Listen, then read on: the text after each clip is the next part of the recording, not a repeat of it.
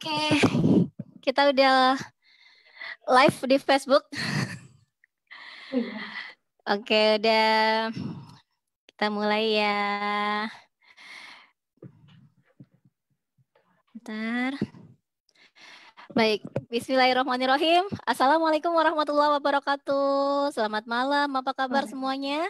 Mudah-mudahan senantiasa berlimpah rahmat, nikmat, dan barokah Allah untuk kita semuanya. Masih di masa pandemi, masih di tengah ujian yang sedang melanda Indonesia dan negara-negara yang lainnya. Tapi tetap saja akan ada satu hal yang bisa kita syukuri. Akhirnya banyak sarana belajar juga, termasuk malam hari ini. Wah, ini saya datangkan tamu spesial dari UK. Masya Allah, dari Inggris sana ya, negerinya Ratu Elizabeth. Masya Allah. Oke, sudah bersama saya. Ini aku nyebutnya apa ya? Biasanya sih kita nyapanya Dek ya. Dan beliau manggil sayanya saya Mbak. manggilnya Mbak. Iya, saya kalau manggil Bunda juga nanti takut kepleset. Jadi nggak apa-apa lah ya, biar ngalir aja ya. Pakai Mbak aja ya. Teman-teman semuanya. Iya. Di tengah-tengah kita ini sudah hadir narasumber kita pada malam hari ini. Ini saya sebutnya Mbak Adiba. Beliau saat ini tinggal di Inggris. Di Inggris gang berapa, Dek? Ya. Gang Apanya Oxford, perempatan? Mbak. Gang Oxford. Di mana? Saya tinggalnya di kota Oxford tepatnya. Oh, di kota Oxford ya. Subhanallah. Iya. Saya belum membayangkannya, tapi suatu hari mudah-mudahan bisa nyampe sana juga ya. Amin, amin ya Nah, Allah. Ngantarkan adik Irfan Mbak kuliah. Adiba ini salah satu penggerak gimana? Sebentar, catatan saya hilang. Saya salah satu mungkin yang mendirikan, bukan salah satu sih, jadi memang yang ada di balik konsultangizi.id, itu salah satu perusahaan startup yang saya mulai bersama dengan teman-teman. Serius? Keren banget dirimu. Masya Allah. Proud of you. Masya Allah. Terus satu lagi amin, aktivitasnya amin. saat ini apa? Yang di flyer kemarin ya? Safika. Oh iya, itu apa itu?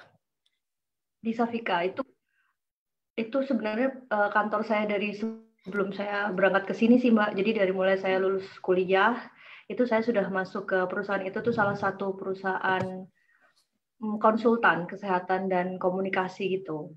Konsultan kesehatan dan komunikasi. Jadi tepat banget lah ya. Saya nggak salah pilih tamu dan mengangkat narasumber untuk bahasan malam kali ini. Amin, ya Allah, amin. gimana Jadi kabarnya? grogi saya. Di sana sekarang jam berapa? Di sini jam 1:30 siang. Jam 1:30 siang. Di Surabaya jam 7:30 malam. Iya ini. Mizan tidur siang ya ini ya. Iya. Oh ya, kita doakan ya putra beliau boboknya angler ya. Jadi bundanya bisa sharing banyak kepada kita pada malam hari ini. Oke teman-teman semuanya. Oh iya sebentar.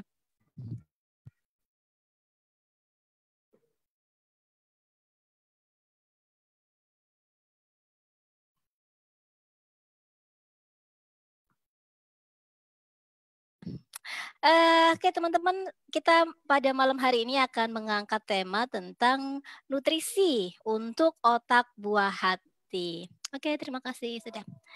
Oke, kita akan bahas tentang nutrisi untuk otak buah hati. Ini kenapa kok kemudian saya coba angkat ya? Karena saya pribadi meskipun anaknya saat ini baru 3, tapi kadang-kadang itu masih suka ini ya, kurang aware ya. Kalau urusan masalah nutrisi ini kayak semacam pengakuan begitu ya. Terutama nutrisi yang itu kaitannya dengan otak. Padahal bisa jadi dan banyak penelitian membuktikan bahwa salah satu yang berpengaruh pada kecerdasan anak-anak itu selain stimulasi, selain kemudian pengalaman, itu adalah gizinya anak-anak ini, terutama yang itu sangat erat kaitannya dibutuhkan sama otak. Nah, malam hari ini kita ngobrol santai ya sama Mbak Adiba. Boleh dipanggil Mbak Adiba? Manggil tante. Boleh dong, ya Mbak aja, biar awet muda Mbak. Iya. Mbak Diba bisa tolong volumenya mungkin agak dideketin gitu, Oh mic-nya. oke, sebentar. Biar suaranya lebih Oh jelas. iya ya, emang Jadi saya mengundang kecilin teman-teman dulu. untuk yang kepengen tanya, kepengen diskusi, karena kita memang nanti alurnya ngobrol santai ya, boleh langsung tulis aja di kolom komentar. Jangan lupa pakai format nama, spasi domisili, spasi pertanyaan. Nah, nanti kita akan, tapi Siap. sebelum itu kita akan dengerin paparan pengantar dulu ya dari Mbak Adiba ini. Emang ya, kayaknya di Indonesia terutama masih banyak yang kurang aware terkait sama nutrisi, apalagi itu urusannya dengan otak ya. Betul. Apa namanya? Bahkan sebenarnya penelitian terbaru itu Mbak Ais ada hubungannya antara nutrisi itu berhubungan dengan otak dan akan berhubungan dengan perilaku juga. Jadi kan kalau misalnya sama kalau Mbak Ais kan juga belajar soal ilmu otak nih. Jadi kan kalau misalnya kita ngasih stimulasi ke otak yang bagus kan atau otomatis akan ada terbentuk karakter perilaku yang itu bisa berpengaruh di kehidupan dia gitu. Itu sih Mbak. Kalau untuk di Indonesia sendiri memang memang masih rendah ya, karena hubungannya sama tingkat konsumsi orang Indonesia sendiri pun sebenarnya juga sangat rendah gitu untuk makanan-makanan Konsumsi yang apa ini? katanya Konsumsi makanan sehat ya? konsumsi makanan yang bergizi. Iya. Soalnya suka makan yang junk food gitu ya. Yang Betul, betul. instan-instan, ya Allah. Betul. Sebenarnya kalau mau ngomong masalah negara, kita ngomong cakupan lebih luas, jatuhnya sebenarnya akan berhubungan dengan ini sih peraturan pemerintah sih Mbak. Jadi kalau misalnya kan kadang kalau di luar negeri misalnya di sini tuh ada namanya sugar law gitu ya. Itu adalah peraturan tentang batas gula misalnya. Jadi misalnya makanan atau minuman yang dijual tuh harus maksimal batas gulanya segini gitu.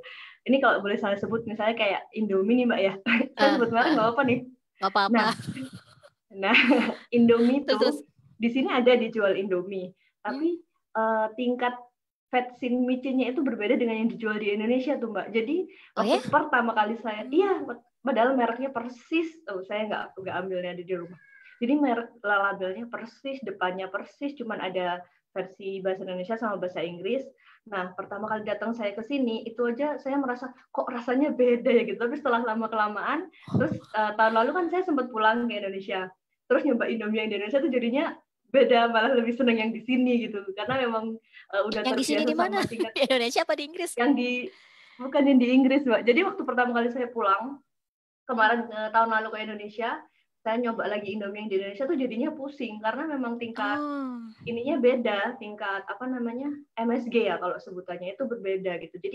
Jadi kalau misalnya ngomongin masalah negara, jatuhnya kita akan bahas terkait masalah peraturan di negara itu enaknya bagaimana nih supaya memaksa kan. Kalau misalnya orang tinggal di satu negara itu kan jadinya kalau misalnya makanan bergizi atau gimana itu kan bisa karena dipaksa jadinya nanti masyarakatnya terbiasa gitu Mbak. Iya, Itu betul. kalau misalnya dari orang Indonesia ya. Gitu. Iya bisa ya, sama-sama Indomie tapi ternyata kadar vitsinnya beda ya. Dan otomatis Iya, pasti karena lebih khusus. sehat yang di sana ya, karena memenuhi standar minimal tadi ya yang diperbolehkan untuk dijual bebas ya. Iya, betul. Ya Jadi Allah, memang ada ya. standar ininya. Begitu sih. Nah, Iya. kalau misalnya kita bahas masalah makanan sendiri untuk nutrisi otak dan mood. Sebelumnya saya pernah ada cerita nih sedikit Mbak Is. Jadi ada salah satu ahli gizi istilahnya apa ya, selebgram atau mungkin penggiat makanan nutrisi anak di Amerika. Beliau tuh sebelumnya punya masalah dengan kondisi mood. Jadi apa bahasa Indonesianya mood itu Mbak? Ya mood. Mood ya gitulah tuh mungkin ya, sama mood. Ya mood gitulah ya. Nah selama SMP SMA itu dia sering merasa depresi dan lain sebagainya gitu, padahal dia sudah berkonsultasi dan periksa ke semuanya, ada apa nih dengan diri saya, apakah ada yang salah atau ada yang sakit gitu kan. Ternyata kemudian beliau setelah SMA itu beliau mau ke akhirnya konsultasi ke salah satu ahli gizi yang di Amerika. Ternyata ditemukan bahwa tubuhnya itu kekurangan zat vitamin B kompleks gitu. Nah, kekurangan B ternyata kompleks. dengan adanya dia akhirnya dia tinggi itu Mbak, tinggi apa namanya B kompleks itu kan, jadi makanan-makannya kan lebih ke sayur, buah, ikan kayak gitu-gitu ya. Dia merubah lifestyle-nya, dan itu benar-benar merubah hidupnya dia totally gitu. Sampai akhirnya dia tahu, oh ternyata memang, sampai akhirnya dia mau memutuskan untuk masuk gizi juga gitu. Sampai akhirnya sekarang jadi salah satu penggiat apa namanya gizi untuk anak juga di Amerika.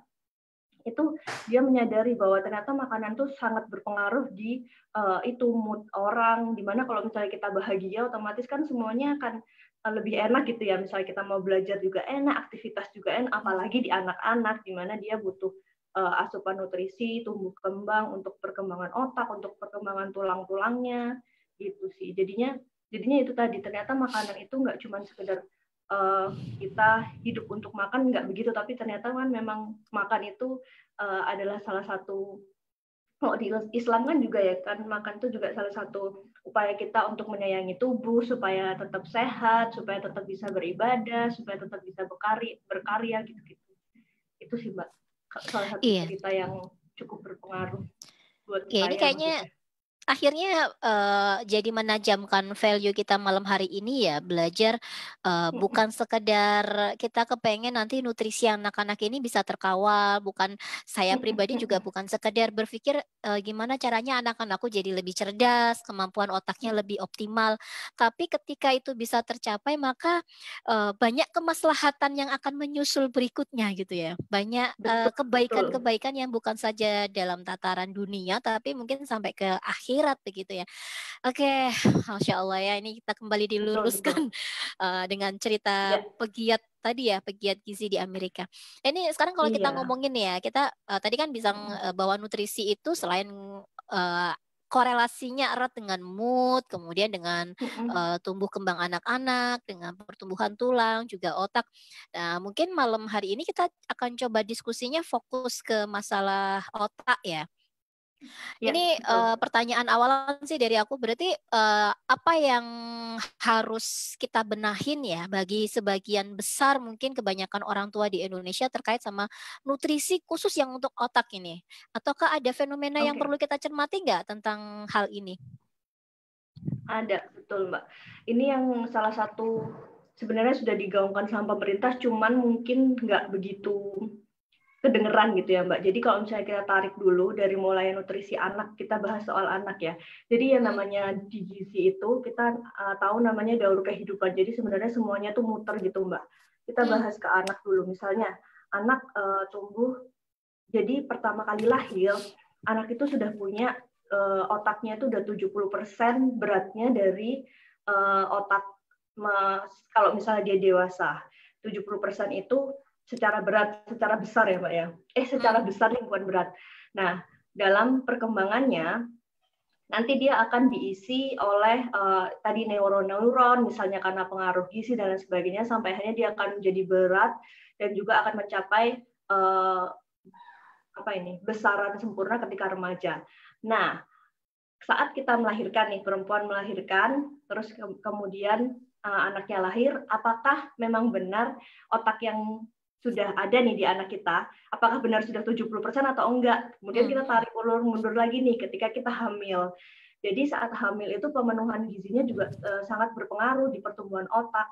Kalau misalnya di Indonesia, dan mungkin ini seluruh dunia sudah paham dan sudah mengiyakan gitulah bahwa kebutuhan antara asam folat yang kita sering dengar ya Mbak kalau hamil ya Mbak, asam folat, zat besi itu berpengaruh sangat besar dengan perkembangan otak, di mana itu korelasinya untuk perkembangan kognitif sama kemampuan bahasa dari si anak itu. Nah, ini udah nih ketika hamil. Terus kita tarik mundur lagi nih Mbak, dari dari istilahnya itu bibit bebet bobotnya si orang tua. Jadi kan sebenarnya kalau misalnya nih kita berencana untuk punya anak, itu kan ada andil dari suami istri ya Mbak ya, ketemu. Nah misalnya itu sudah terjadi perkembangan otak, itu tuh nggak langsung terjadinya tuh dari pertama kali sudah bertemu itu langsung perkembangannya kan langsung cepat ya Mbak untuk otak itu. Makanya dari itu kualitas dari sperma dan kualitas dari ovum perempuan dan laki-laki ini juga menjadi salah satu faktor penentu gitu. kalau misalnya dimundurkan lagi, berarti kan bisa jadi nih calon-calon ibu sama calon-calon ayah ini harus memperbaiki hidupnya secara kualitas gizi itu bahkan jauh sebelum dia mau Menikah ya. menikah gitu. Jadi ya apa namanya korelasinya itu sangat panjang karena kayak misalnya gini yang saya tahu dari ilmu gizi misalnya dari perempuan dan laki-laki kita nggak pernah tahu di Indonesia jarang ada gini kalau mau menikah jarang ada tes untuk kadar HB laki-laki padahal sebenarnya Kadar ada apa? juga kasus HB hemoglobin Hemoglobin. anemia iya anemia.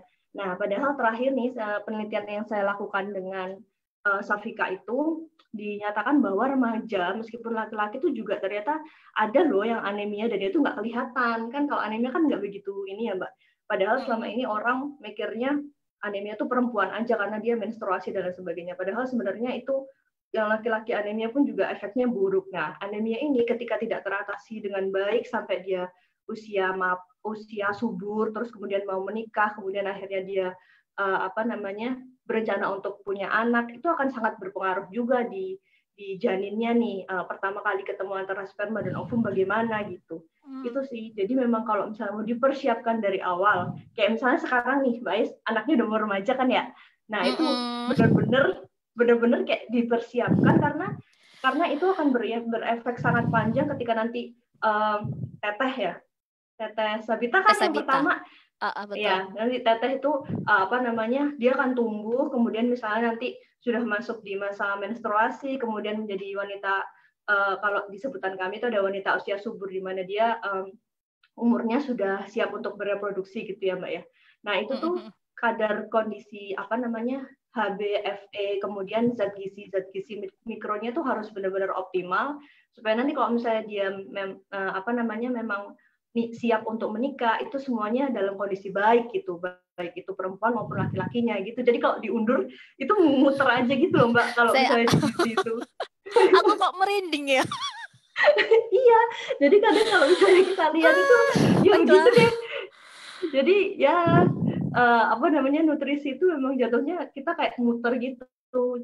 Dan ini kalau saya bilang jeleknya atau enggak bisa jadi jelek, bisa jadi baik ya, tergantung kita menyikapinya bagaimana. Jadi kalau misalnya memang dari cetakannya nih Mbak, di kesehatan tuh kalau misalnya di cetakannya anaknya memang dari awal let's say misalnya kayak saya, ibu saya punya turunan jantung gitu kan, bapak saya ada diabetes misalnya, itu jatuhnya ke saya kan sudah bawa genetik ya Mbak, walaupun nggak besar sebenarnya, cuma 40% sih, cuman 60%-nya ini kan akhirnya kita harus mengolah sedemikian rupa dibandingkan misalnya bapak ibunya sehat nih, nggak ada turunan apa-apa kan, berarti dia lebih optimal lah secara pertumbuhannya dari bayi kan dibandingkan saya itu tuh genetiknya udah kecetak gitu loh Mbak. Kalau misalnya dari lahir orang tuanya bagaimana itu akan kecetak terus dan istilahnya untuk memperbaiki dan membuat dia optimal jadi normal itu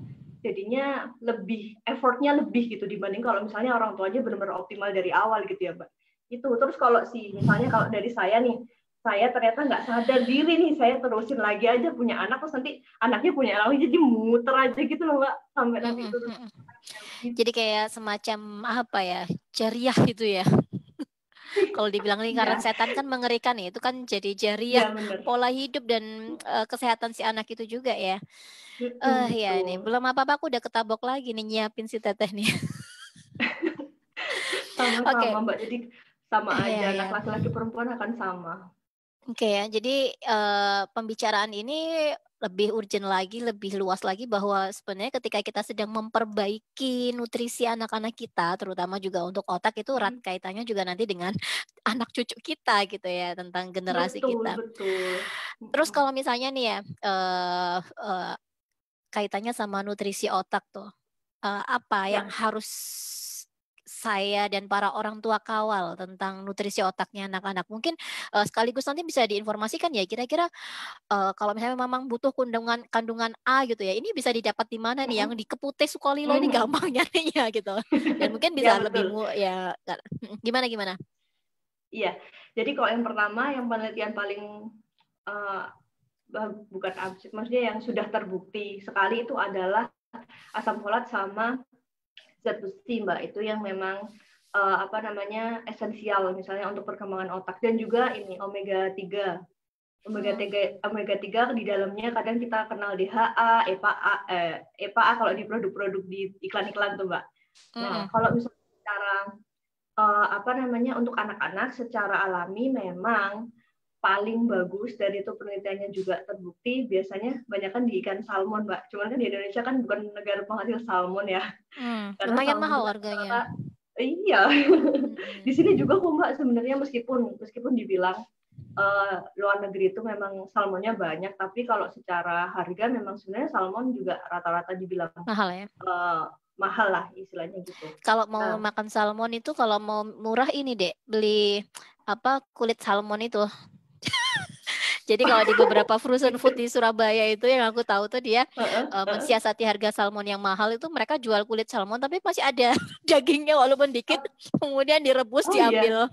Iya, diambil dijadikan apa itu namanya? Kaldu. Jadi zaman anak-anak dulu, benar. ya zaman anak-anak dulu waktu masih MPASI gitu, aku kadang-kadang ngambil kaldu itu untuk ngencerin bubur dan sebagainya itu dari itu tadi salmon. pretelan kulit Tapi salmon. ini ya, Mbak, maksudnya masih fresh kan? Nggak Iya. masih ikan fresh kan? Oh, lumayan dong itu. Ya bisa jadi ya, nggak tahu juga ya. Aku juga nggak bisa membedakan fresh atau tidak karena dia kan produk frozen food ya. Karena kalau beli salmon sendiri satu slice gitu kan kadang berapa gitu ya. Nah itu bisa disiasati untuk membuat kaldu waktu zaman Farisa sama Itkon kecil tuh salah satunya pakai itu pretelan kulit salmon. Iya, tapi juga bisa tuh nanti kulit salmonnya dibikin keripik kan. Kalau sekarang kan jadi gampang dikeringkan kayak gitu kan, Mbak. Iya ya. Itu juga bisa. Colek pakai sambal saus gitu kali anak-anak juga akhirnya lumayan dapat ini salmonnya ya. Dapat nutrisinya dikit dari salmon. Iya, ini mungkin nanti ada para bakul frozen food bisa informasi harga kulit salmon berapa ya. Ini karena memang masih belum masif juga kayaknya, kulit salmon juga kadang-kadang ada, kadang-kadang enggak. Yuk lanjut, selain salmon apalagi? Bukan ini. Salmon, kemudian yang paling gampang sih di Indonesia itu yang menurut saya zat gizinya paling lengkap, memenuhi segalanya, dan dia itu gampang untuk dicerna oleh tubuh adalah telur, Mbak. Jadi berterima kasihlah untuk anak-anak yang memang dari bayi sudah doyan telur gitu ya, alhamdulillah. Karena kan telur gampang ya, diapain aja bisa, ya dapat, dan bagusnya adalah dia diserap untuk zat gizinya diserap tubuh itu cepat gitu dan bagus. Telur. Terus misalnya itu biasanya kita dapat asam folat. Ini dari omega 3 dan asam folat ya, Mbak. Ikan-ikanan, semua jenis ikan sebenarnya bagus. Tapi paling bagus memang ikan laut. Cuman perlu digarisbawahi ini kan biasanya kalau di laut, cuman saya nggak update juga sih berita tentang kadar merkuri di Indonesia bagaimana. Tapi insya Allah masih dalam batas normal dan wajar. Semua ikan laut di Indonesia tuh semuanya bagus. Jadi kalau misalnya memang makan ikan-ikanan tuh yang paling bagus ikan fresh gitu, Mbak. Dibandingkan dengan ikan air payau ya. Kalau di Indonesia kan ada tuh ikan air payau. Kalau di sini kan rata-rata semuanya ikan laut ya. Itu memang berarti kandungannya beda ya antara ikan laut sama ikan tawar gitu ya? Beda, Mbak. Beda. Secara omega 3-nya memang beda. Kalau misalnya di ikan laut tuh jauh lebih tinggi untuk omega 3-nya. Gitu. Dan biasanya dia lemaknya juga berapa lebih persen sedikit. gitu tuh? Wah, saya nggak update nih kalau untuk persenannya berapa. Cuman yang pasti konsumsi ikan itu jauh lebih bagus daripada kita konsumsi daging, baik itu daging ayam maupun daging sapi gitu. Kalau untuk otak ya, Mbak, nutrisi otak gitu. Kemudian untuk yang lainnya itu biasanya kacang-kacangan. Kalau di sini kan dikenal misalnya kayak almond. Kemudian mungkin kok di Indonesia lebih banyaknya yang tahu almond. Kalau pernah dengar kacang walnut nggak, Mbak? Iya, tapi itu kayaknya juga mahal juga ya. Iya, itu termasuk mahal juga sih. Di bawahnya almond itu ada ini, kenari. Masuk juga? Iya, kenari. Tapi enggak sih. Saya baca-baca jurnal nggak ada masalahnya kenari. Gitu. Karena maksudnya nggak ada ininya gitu ya? Maksudnya bukan untuk otak, kenari? Iya, kayaknya bukan spesifik untuk otak. Yang paling banyak tuh biasanya mereka mention walnut sama almond. Itu yang paling tinggi untuk kandungan di omega 3-nya secara berhubungan untuk otak gitu. Terus Kalau selanjutnya biasanya misalnya diganti kacang-kacangan lagi, aku membayangkan itu kayak ada kacang tanah, dia masuk nggak? Kacang hijau atau kacang edamame mungkin ya yang masih gampang di sini. ya biasanya edamame sama ini Mbak, kalau ada yang mention tuh soybean kacang kedelai. Oh, kacang Kacang kedelai kedelai itu ya. masih masuk. Iya, kalau Berarti kacang susu tanah kedelai itu itu bisa ya? susu kedelai itu kan biasanya lebih ke sarinya ya. Mungkin Mm-mm.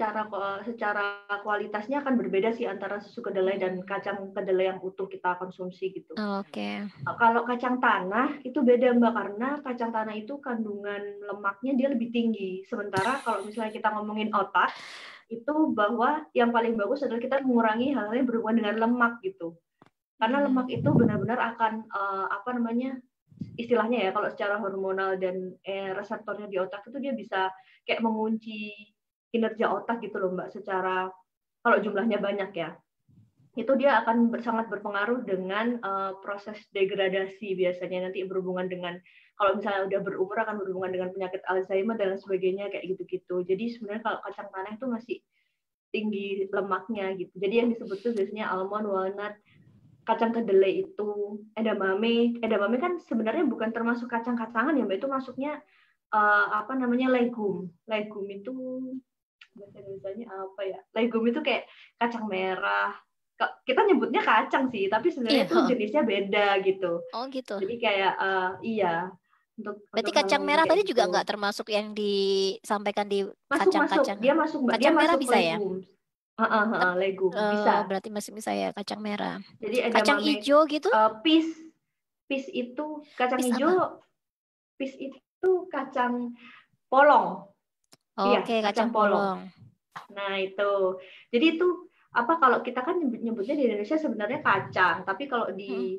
di apa namanya, golongan makanan tuh sebenarnya bukan masuk nuts, bukan masuk kacang spesifik, tapi dia sebutnya kita legum. Legum itu semua yang berhubungan dengan legum itu kayak peas tadi, apa, kacang polong, edamame, kacang merah, itu semuanya bisa sangat membantu untuk nutrisi otak gitu. Mm-mm. Itu Mbak. Kacang Kemudian yang kacang terakhir, hijau masuk ya? Kacang hijau? kacang hijau enggak Udah masuk masuk. dia. Hmm. Jadi kayak kacang tanah sama kacang hijau itu nggak masuk, karena dia kalau kacang tanah dia akan spesifik ke lemak, kalau kacang hijau mungkin jatuhnya ke serat ya. Jadi untuk zat-zat aktifnya yang berhubungan dengan otak nggak masuk gitulah istilahnya. Kemudian yang Oke. terakhir ini Mm-mm. untuk oilan, apa sih, minyak. Minyak. Kita biasanya kenal Mm. canola, terus apa namanya, olive oil kayak gitu. Itu sebenarnya jarang dipakai di Indonesia ya Mbak. Kadang kalau misalnya kita ngegoreng jatuhnya kan minyak kelapa gitu. Padahal Mm-mm. sebenarnya yang bagus kan nggak harus ngegoreng, tapi kalau pakai olive oil kan kita jatuhnya minyaknya pakainya sedikit kayak gitu-gitu kan. Mm-mm. Gitu Zaitun gitu minyak-minyakan. bisa. Iya, iya, zaitun, canola, kalau pernah dengar canola oil, terus Itu olive apa? olive oil Minyak tuh zaitun ya. minyak jagung bisa nggak? Minyak jagung, minyak sayur, minyak kelapa itu satu tipe. Jadi dia nggak masuk Oh, aduh, aku sebenarnya salah karena dia berarti. kandungan lemaknya masih tinggi dia gitu.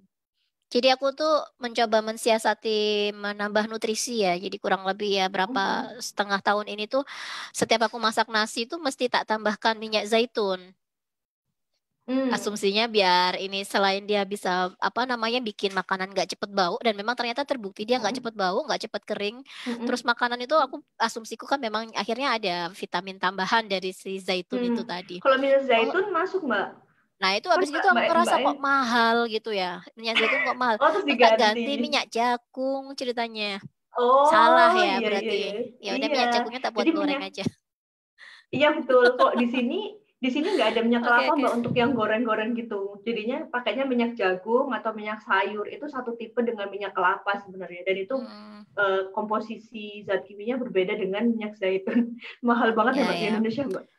Mahal itu yang kemarin aku beli yang segini tuh botol apa itu merek apa udah 140-an. Waduh, iya iya iya. 140 itu aku Lumayan berarti ya ya. habisnya tapi kalau melihat memang dia keutamaan ya kandungannya luar biasa ya worth it lah bisa di rezeki Worth it bisa ya. dicari lah. Betul. Terus yang lain Mbak, kalau misalnya kita ngomongin nutrisi otak, yang terbukti selanjutnya adalah kalau pernah dengar orang yang menerapkan diet Mediterania. Jadi Apa kan itu? diet Mediterania kan diambil basicnya kan dari orang-orang yang tinggal di pesisir Mediterania nih, daerah Italia, daerah ini. Karena memang di sana banyak pantai, akhirnya otomatis mereka makan ikan. Ikan tadi sudah masuk kan kategorinya. Kemudian yang kedua dia akan memperbanyak sayur dan buah gitu. Jadi sayur dan buah secara utuh itu dibanyakin. Itu jelas-jelas sangat mempengaruhi untuk nutrisi otak ya. Biasanya kalau sayur itu kita akan spesifik ke daun hijau. Daun hijau itu biasanya paling sering ya, dan paling gampang dan paling enak itu biasanya bayam. Bayam itu luar biasa juga zat gizinya. Cuman sekarang balik lagi Mbak, yang saya highlight sebenarnya di Indonesia tuh orang makan bayam banyak kan. Tapi kalau misalnya kita bikin sayur bayam kan Mbak, nasi sayur bayamnya kan berarti satu entong itu isi bayamnya cuma berapa gitu loh. Kan sisanya kayak air gitu loh. Padahal sebenarnya kalau misalnya kita mau mengoptimalkan nih si kandungan gizi bayam itu harusnya itu memang kalau kita bilang pakai gelas ukur, misalnya gelas ukur segini gitu, gelas bening, itu harusnya kita pakai 1,5 dan itu isinya harus bayam semua, nggak ada airnya loh ya. Gitu. Jadi kan sebenarnya banyak kan harusnya, apalagi kalau misalnya anaknya banyak kan bisa kebayang sebenarnya itu. Jadi kalau misalnya mau memenuhi secara keseluruhan nutrisi otak, kalau saya pribadi sih prefer untuk bilang lebih baik makan makanannya beragam gitu. Beragam dalam artian tetap sehat ya. Jangan beragamnya hari ini boba, nasi kuning, nasi bebek, itu juga beragam tapi kan nggak sehat ya. Aku padahal malam ini mau goreng bebek. Nggak apa-apa Mas, sekali. Saya juga makan bebek di sini sebulan sekali. Karena mahal. Ada ya dijual di sana ya? Mahal nggak di sana? Loh kok jadi ngomongin? Iya. Mahal di sini. Alhamdulillah, karena yang nyari halal kan juga lumayan ya. Iya, betul ya. Oke, daun-daunan ya, yang prefer warna hijau. Itu sebenarnya bayam juga itu katanya nggak boleh dipanasin kan ya? Benar ya itu ya? Lama-lama, iya. Itu memang ada zat anti gizinya ketika memang dia dipanaskan 2 kali terutama ya. Jadi memang kalau misalnya mau masak sayur bayam kan memang lebih bagus bumbunya dulu, airnya dulu, baru mendidih, dimatikan, baru bayamnya dimasukkan gitu kan Mbak. Itu lebih menjaga nutrisi bayamnya lebih gitu. Kemudian memang untuk yang 4 jam, karena itu jenis bayam yang di Indonesia memang gitu sih Mbak. Kalau yang di sini, kalau di luarnya itu bayamnya tuh ada bayam merah, terus bayam hijau itu ada 3 jenis gitu, dan itu memang berbeda. Kalau misalnya saya beli bayam yang mirip di Indonesia tuh memang ketika sudah 4 jam itu kalau bisa memang dibuang sih, karena memang ada zat anti gizinya. Tapi kalau untuk bayam-bayam yang lain yang ada di sini tuh masih bisa bertahan gitu. Begitu untuk bayam. Sebentar. Bisa ini nggak tadi minta tolong diulangi yang diet Mediterania tadi apa? Gimana tadi selain dia makan sayur dan buah kemudian? Ya, jadi yang pertama itu diet Mediterania itu mengurangi, saya nggak bilang nggak boleh makan ya, tapi mengurangi hal-hal yang berhubungan dengan lemak. Jadi dia nggak akan pakai minyak banyak, kemudian dia nggak akan makan, kalau dibilang nggak akan makan, enggak ya, mungkin mengurangi ayam, daging, dia akan memperbanyak makan ikan-ikanan fresh itu, kemudian sayur buah itu dibanyakin, kemudian diet selanjutnya dia akan banyak mengkonsumsi kacang-kacangan tadi yang saya sebut legum itu, jadi ada walnut, almond, atau mungkin soybean, dan lain sebagainya. Kemudian yang terakhir dia, aku mau ngomong apa lupa.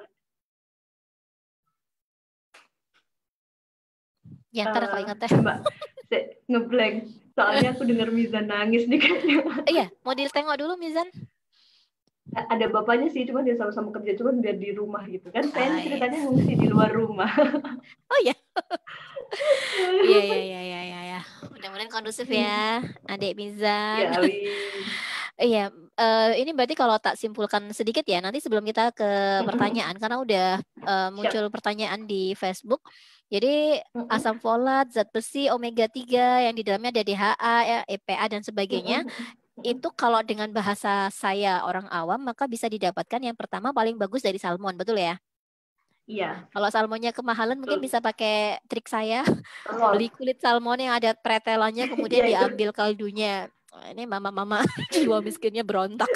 Iya. Terus kemudian zat yang paling lengkap dan paling mudah dicerna itu telur gitu ya. Sebenarnya ada nggak sih Ya, batasan satu hari maksimal berapa konsumsi telurnya, berapa butir gitu?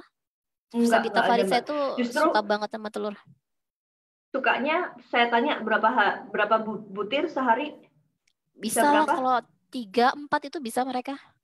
Itu sebenarnya masih memenuhi porsi wajar, Mbak. Oh gitu Kan ya. bagi kita, iya saya juga mikir gitu kan, kok apa namanya mikirnya 3-4 itu bagi orang Indonesia banyak. Tapi sebenarnya kalau kita mengulik lagi ke kebutuhan zat gizi dan makanan si anak-anak itu harusnya satu porsi setiap kali makan dia harusnya 2 butir loh Mbak. Jadi kalau misalnya dia Nah makan 3 kali itu mereka harusnya itu 6 ya. sekali masak itu 2 butir mereka. Nah ya itu, jadi itu sudah memenuhi sekali itu untuk semua zat gizinya dari telur itu gitu. Jadi masih Jadi aman lah harusnya ya memang sampai 6 dalam satu hari itu masih aman ya. masih untuk anak-anak. Oke, berarti tadi ada salmon, ada telur, kemudian ikan-ikanan terutama ikan laut ya. Jadi Ya. yang diprioritaskan ikan laut. Jadi kalau misalnya kayak ikan air tawar semacam gurame, lele, itu tetap punya Mm-mm. andil nggak untuk perkembangan otak untuk nutrisinya? Ada, tapi mungkin nggak setinggi kalau ikan laut ya, Mbak, kalau saya bilang. Dan ini spesifik, biasanya ikan laut itu nggak harus ikan doang, jadi kayak produk laut juga bisa, misalnya udang, kayak gitu-gitu. Oh Scallop, kalau iya, scallop itu apa ya aku nggak tahu bahasa Indonesia scallop deh. Itu pokoknya produk-produk yang kerang laut. tah, kerang. Kerang, tapi bukan yang kerang yang kita tahu biasanya ya. Kalau Mm-mm. ini, saya Apa Mbak, tak stop ya? cek anakku. Oh iya. Saya lanjut ini ya, mengundang teman-teman yang sedang menyaksikan tayangan di Facebook ini. Kalau misalnya ada pertanyaan, ada yang pengen didiskusikan kepada narasumber kita pada malam hari ini dengan Mbak Adiba, boleh langsung tulis di kolom komentar. Tolong dibantu dengan menggunakan format nama, kemudian domisili, lalu pertanyaannya. Nanti insya Allah kita coba bahas satu persatu. Mudah-mudahan adik Mizan bisa kondusif sehingga kita bisa kupas semuanya. Aman? Siap. Mbak, selain ini nih, Ah, selain makanan ya, makanan yang harus dikonsumsi, saya bisa sebutkan untuk hal-hal yang seharusnya dihindari nggak untuk dari makanan supaya tidak mempengaruhi ini apa namanya kinerja otak tidak turun gitu. oh ya boleh bang. Aku kesimpulannya tak lanjutin dulu ya. Boleh, boleh, boleh. Iya, berarti tadi ikan-ikanan, terutama ikan laut yang diprioritaskan dan produk laut lah ya. Ini produk laut bisa udang, bisa apa tadi scalp ya, scalp. Coba deh cari tahu artis scalp itu apa ya di Indonesia ya. Bentar ya, saya cari ya Ya, sekalian. aku malah Scallop. bingung ya. Apa itu? Oh, gak nang pasar. Terus Ada kemudian kayak ini Mbak, kacang-kacangan. cuman mahal kayak di Indonesia. Iya, Mahal ya. kacang-kacangan Oke. betul. Kacang-kacangan terutama yang almond, walnut, terus produk jenis-jenis legum tadi ya kayak edamame, Iya, iya, kedelai, kacang merah gitu ya. Justru kalau kacang betul. tanah, kacang hijau itu nggak disarankan. Kemudian yang terakhir oil ya, oil-oilan. Iya, Kalau tadi tentang sama sayur, sayur lebih spesifik ke daun hijau gitu. Buah ada nggak? Ini tadi belum ngebahas nih buah. buah, kalau secara penelitian semuanya nggak bilang sih Mbak harus spesifik apa, tapi yang jelas semua buah kalau kita konsumsinya lebih tinggi otomatis lebih bagus gitu kan. Apapun Biasanya lah ya. sih kalau untuk, iya biasanya ada penelitian lain nih yang menyebutkan bahwa kan kita bahas yang nggak boleh nih, yang nggak boleh adalah Oke. gula salah satunya, gula yang berkaitan dengan sirup atau mungkin gula-gula sederhana itu misalnya permen, sirup, gula biasa itu kan juga sangat berpengaruh di kinerja otak. Dia akan mengurangi neuron-neuronnya untuk bekerja gitu. Nah, si gula ini apa namanya? Kalau di gizi kita kenal namanya indeks glikemik. Indeks glikemik itu adalah makanan. Jadi kadar kadar suatu makanan itu bisa mempengaruhi kadar gula kita secara cepat atau enggak. Kalau misalnya nih ada indeks glikemik tinggi, ada yang rendah. Jadi misalnya yang tinggi itu misal kita habis makan semangka, itu secara cepat bikin indeks glikemik di darah kita tuh cepat naik. Jadi gula darahnya cepat naik dibanding kalau kita makan misalnya pisang. Pisang itu indeks glikemiknya rendah gitu. Jadi untuk membuat gula darah kita cepat naik itu akan pelan-pelan gitu, Mbak. Nah, itu akan berhubungan dengan buah. Jadi, kalau misalnya mau memilih buah, ada listnya. Kalau misalnya ada di internet tuh ada, kita cari aja buah dengan indeks glikemik rendah biasanya. Kalau yang tinggi, yang saya ingat tuh biasanya ada semangka, ada anggur, itu biasanya tinggi-tinggi.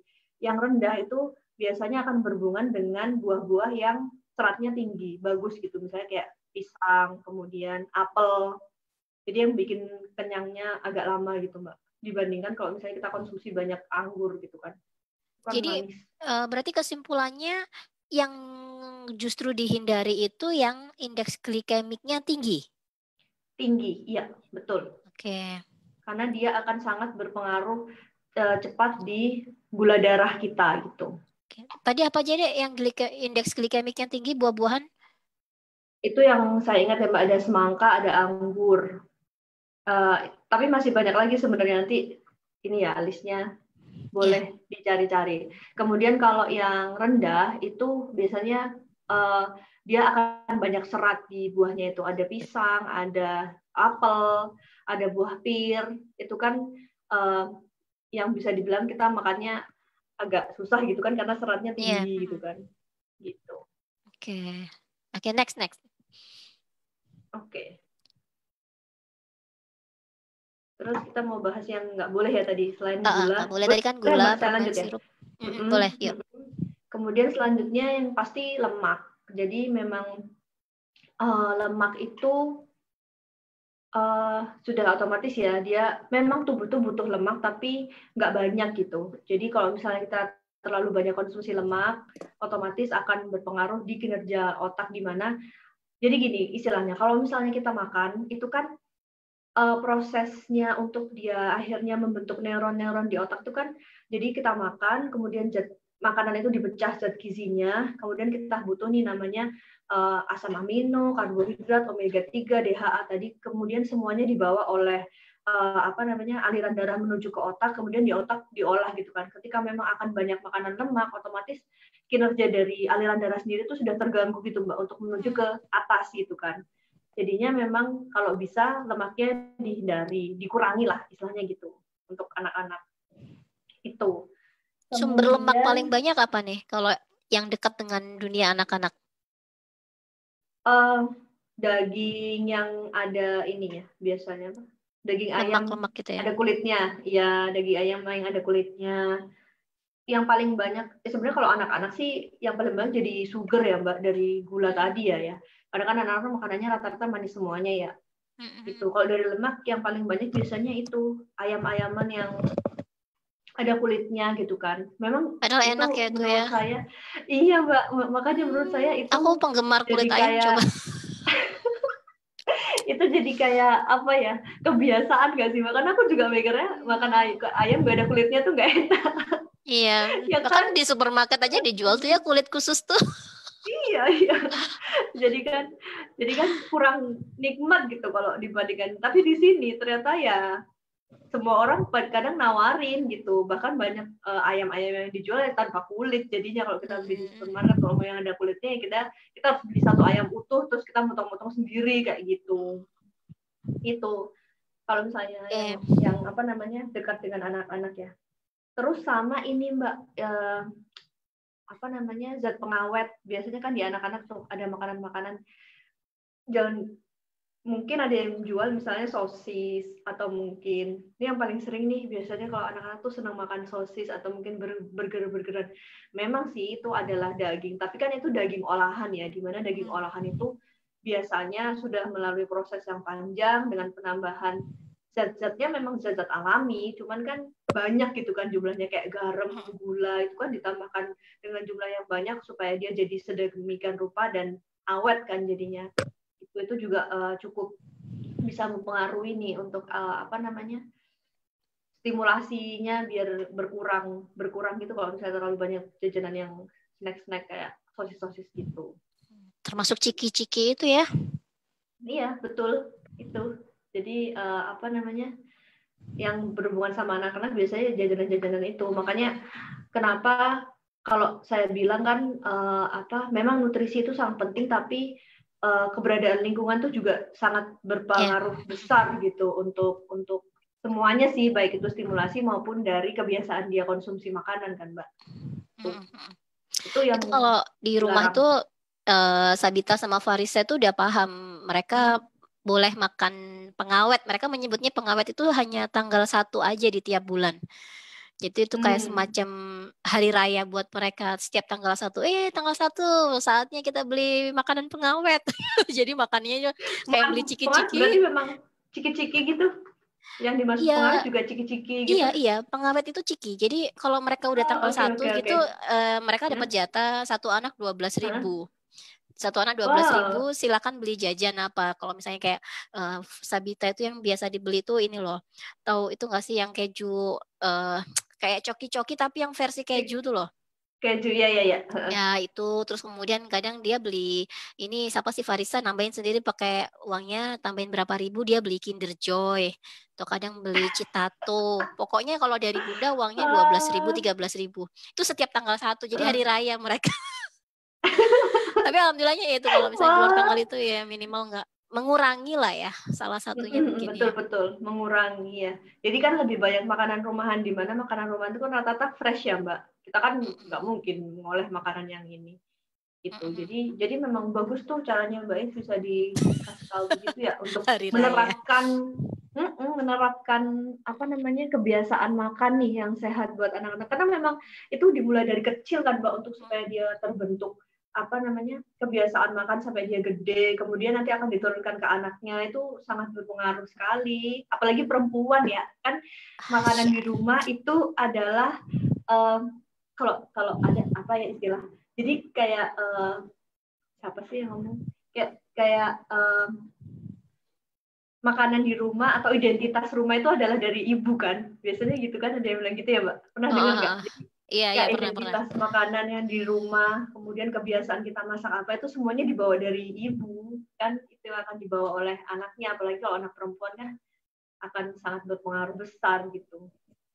Di keluarganya berikutnya ya. Nah ya, Mm-mm. reminder buat kita para ibu-ibu. Jangan Iya. sampai kesalahan kita mengatur nutrisi dan pola makan keluarga kita diduplikasi anak kita ke Mm-mm. cucu kita gitu ya. Mudah-mudahan gitu. Benar. Apalagi nih selain Oke, itu gula, lemak, zat pengawet, udah apa ada lagi? udah sih. Kalau yang nggak boleh rata-rata kebanyakan itu dia sebut gula, lemak, dan zat pengawet, itu yang paling Gula itu berarti besar. termasuk soda ya? Minuman bersoda Oh, termasuk gula jelas ya? itu, iya jelas.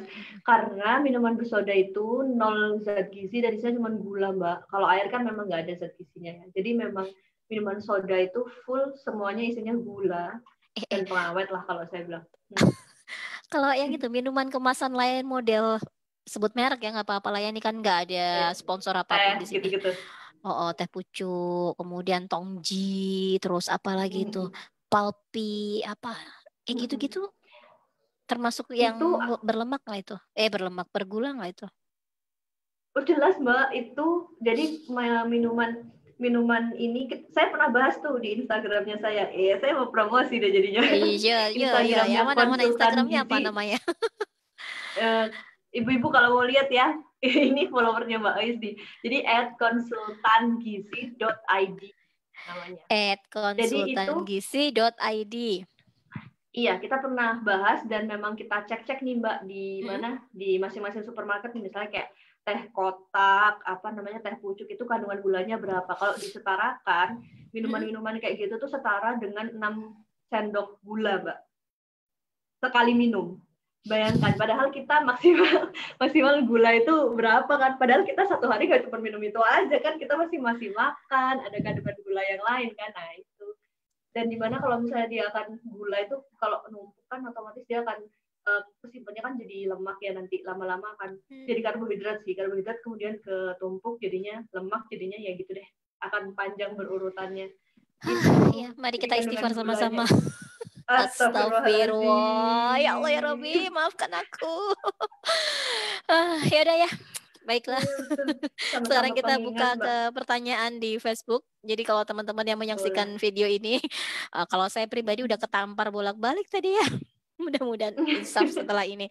Oke, kita ke Facebook nih, Dek. Dari Purwokerto hadir. Oke. Oh, makasih. Dari Sidoarjo juga hadir. Ini ada pertanyaan dari Bunda Hani di Surabaya. Iya. Tak bacain ya. Anak saya usianya 7 tahun, berat badan hanya 17 kilo. Qadarullah anak saya punya banyak alergi. Secara untuk porsi makan dan jenis makanannya pun sudah terjadwal, lebih dominan tahu, tempe, daging merah. Dan sudah menjalani imunoterapi. Alhamdulillah si kecil pun juga ngemil. Nah pertanyaannya apakah berat badan dan nutrisi yang sudah terjadwal juga berpengaruh ke otak Ananda? Secara untuk penangkapan pelajaran insya Allah Alhamdulillah mudah nangkep nih anaknya. Atau apa ada faktor keturunan juga dalam kecakapan perkembangan otaknya? Iya, Monggo. terima kasih Bu Hani untuk pertanyaannya. Jadi kalau untuk urusan alergi memang kebanyakan dibawa dari turunan sih, Mbak, kalau alergi ya. Dan memang alergi itu bisa, kalau saya bilang bisa bisa dicegah, bukan dicegah, bisa diatasi sedari kecil gitu. Kayak misalnya anak saya Mizan awalnya juga termasuk alergi ketika awal-awal. Terus tapi bagusnya mungkin ya ini qadarullah saya dapat kesempatan untuk tinggal di sini, jadi saya bisa belajar dari orang sini.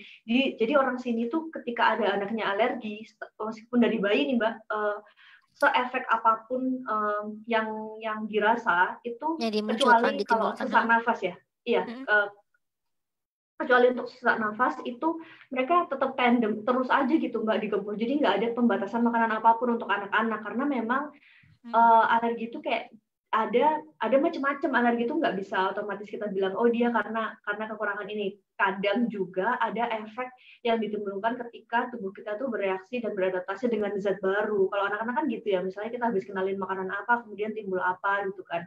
Nah itu karena di sini kemarin pas Mizan dan juga kemudian ada beberapa teman-teman juga yang anaknya alergi itu nggak ada itu pembatasan makanan apapun, jadi full dibiarkan. Ketika memang akan ada berpengaruh di mana pernafasan, dia akan disuntik, biasanya ada suntik untuk mengurangi itunya, tapi nggak ada tuh pembatasan untuk makanan apapun.